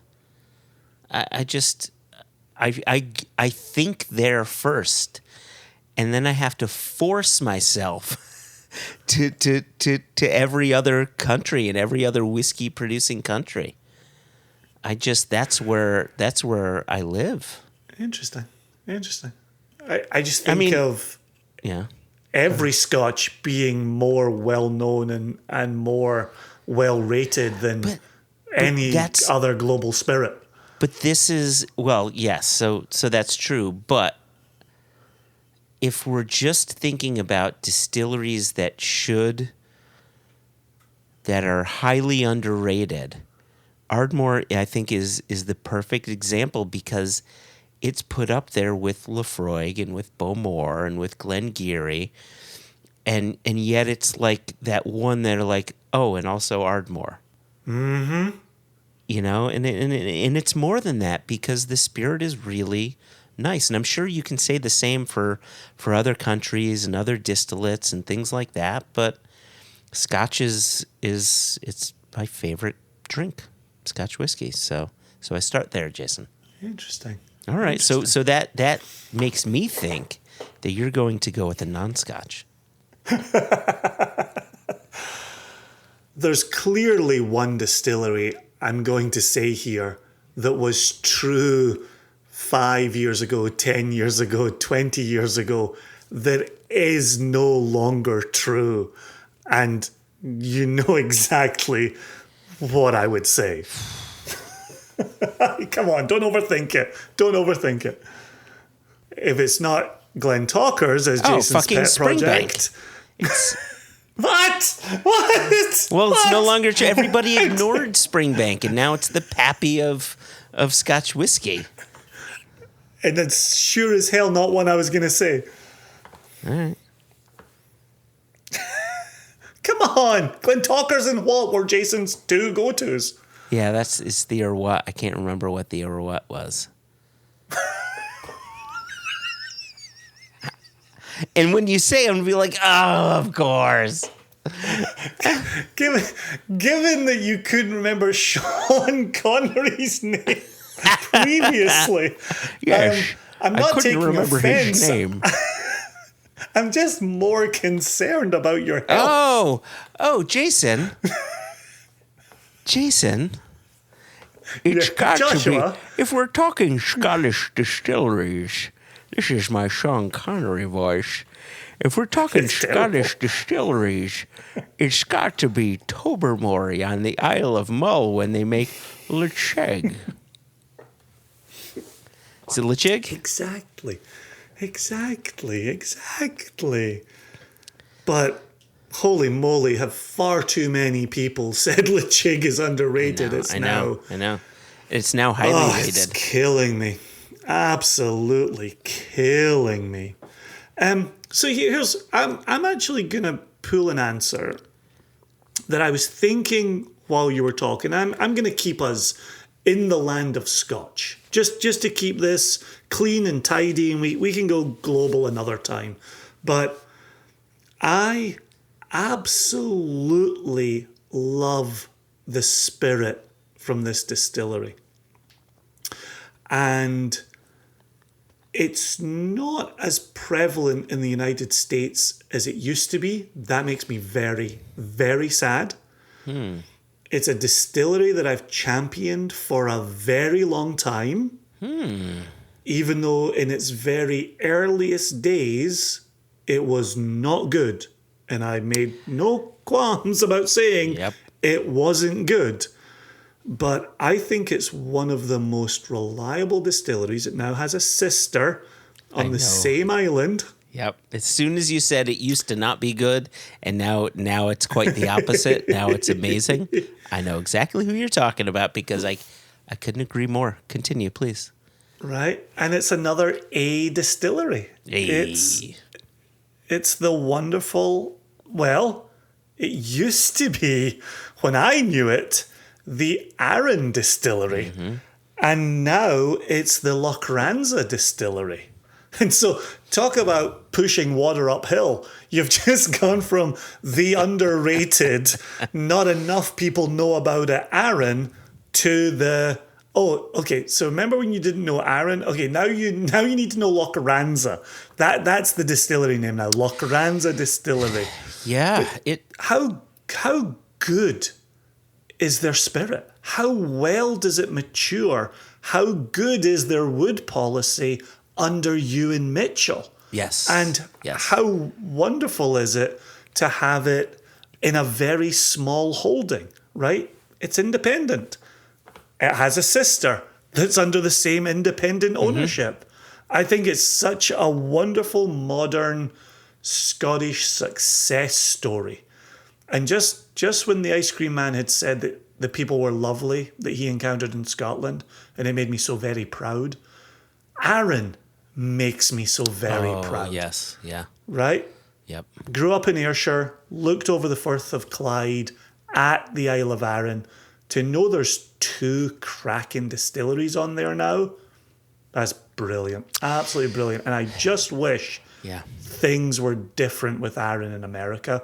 And I wish that I could tell more people to go to their local stores to get it and grab the Aarons. I listen, I could not agree with you more because, and I love that you highlighted the wood policy under you and Mitchell, right? Because prior to that, part of the reason why Aaron was not great is they didn't really have a solid wood management program in place. And once that was sorted, once any casks that needed to be re-racked were then re-racked and then New Spirit was put into better wood, all that wood did was highlight how gorgeous, how impeccable their spirit is. And yeah, and you know, and then there's our personal connection to the distillery where when we started this company, they had said, we want to be the first whiskey you bottle.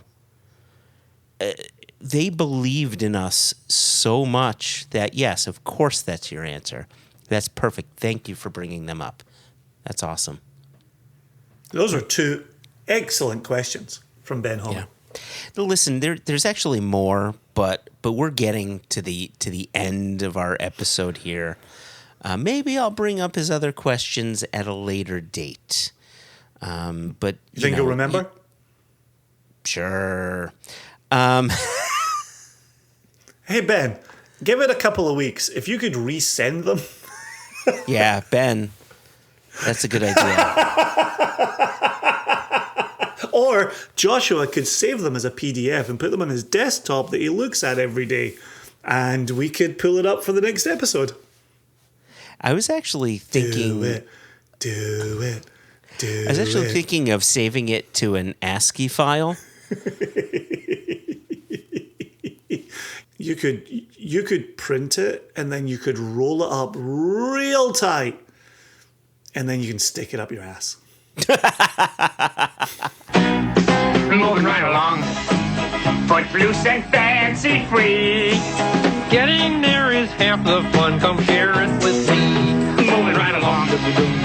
We'll learn to share the load. You and I, Jason, have to do three things. We need to thank Bill Thomas for joining us again. And Jason, thank you for going up there and spending time with Bill. A really... Easy peasy. Yeah, right. He's such a good guy. And I was actually just really quickly, I was messaging with Frank Dobbins. You may not know that name, but you probably know Burb Your Enthusiasm. The Instagram handle, Burb Your Enthusiasm. Oh, I actually knew the name more than I knew the handle. Oh, did you? Yeah. Anyway, I was just messaging with Frank, who runs that, and we were just talking about what it is that Bill does for the whiskey community and industry writ large, and what he's done and how he's done that through Jack Rose and in other ways, and just how incredibly admirable it is. And I think that it should just be highlighted. We talk about 100%. Bill being busy and all this. Like, yes, he's busy trying to make the whiskey world a better place through the things that he does, and it's incredibly admirable. Well, also, I will be at Premier Drams. Right now, the date is July 1, July 2. I'm still waiting on confirmation on all of that. But if you're a listener of One Nation Under Whiskey and you come to Premier Drams, reference the Padcost, and I will have something very special under the table, under the counter, under whatever I'm standing next to for people who say, love the Padcost. There's a dick joke in there somewhere, but I'll leave it at that. You open the door, I'll enter it. Wow. So thanks again, Jason. Thanks to the listeners. Thanks to Bill, of course. Of course. Thanks to the listeners. Thanks to the Ice Cream Man, Chris Hagen. with a, I would say, a soft G. I know he says a hard G, but G sounds softer than J. Just saying that. To have the confidence of a middle-aged white man. It sounds like this to me. That's what I'm going to think moving forward. And then, of course, thanks to Ben and to Just Smith. From down there, writing in. And now the third thing that we need to do is raise our glasses and say cheers to our listeners. Oh, crumbs, I just emptied my glass. Why would you do that, Jason? I was getting out of here. I poured more of the Sauterne. What did you pour? I poured more of the Marsala. Oh, there you go. All right, Jason. Our bases covered. So to you, to Bill, to the listener, to all the people, cheers. Cheers.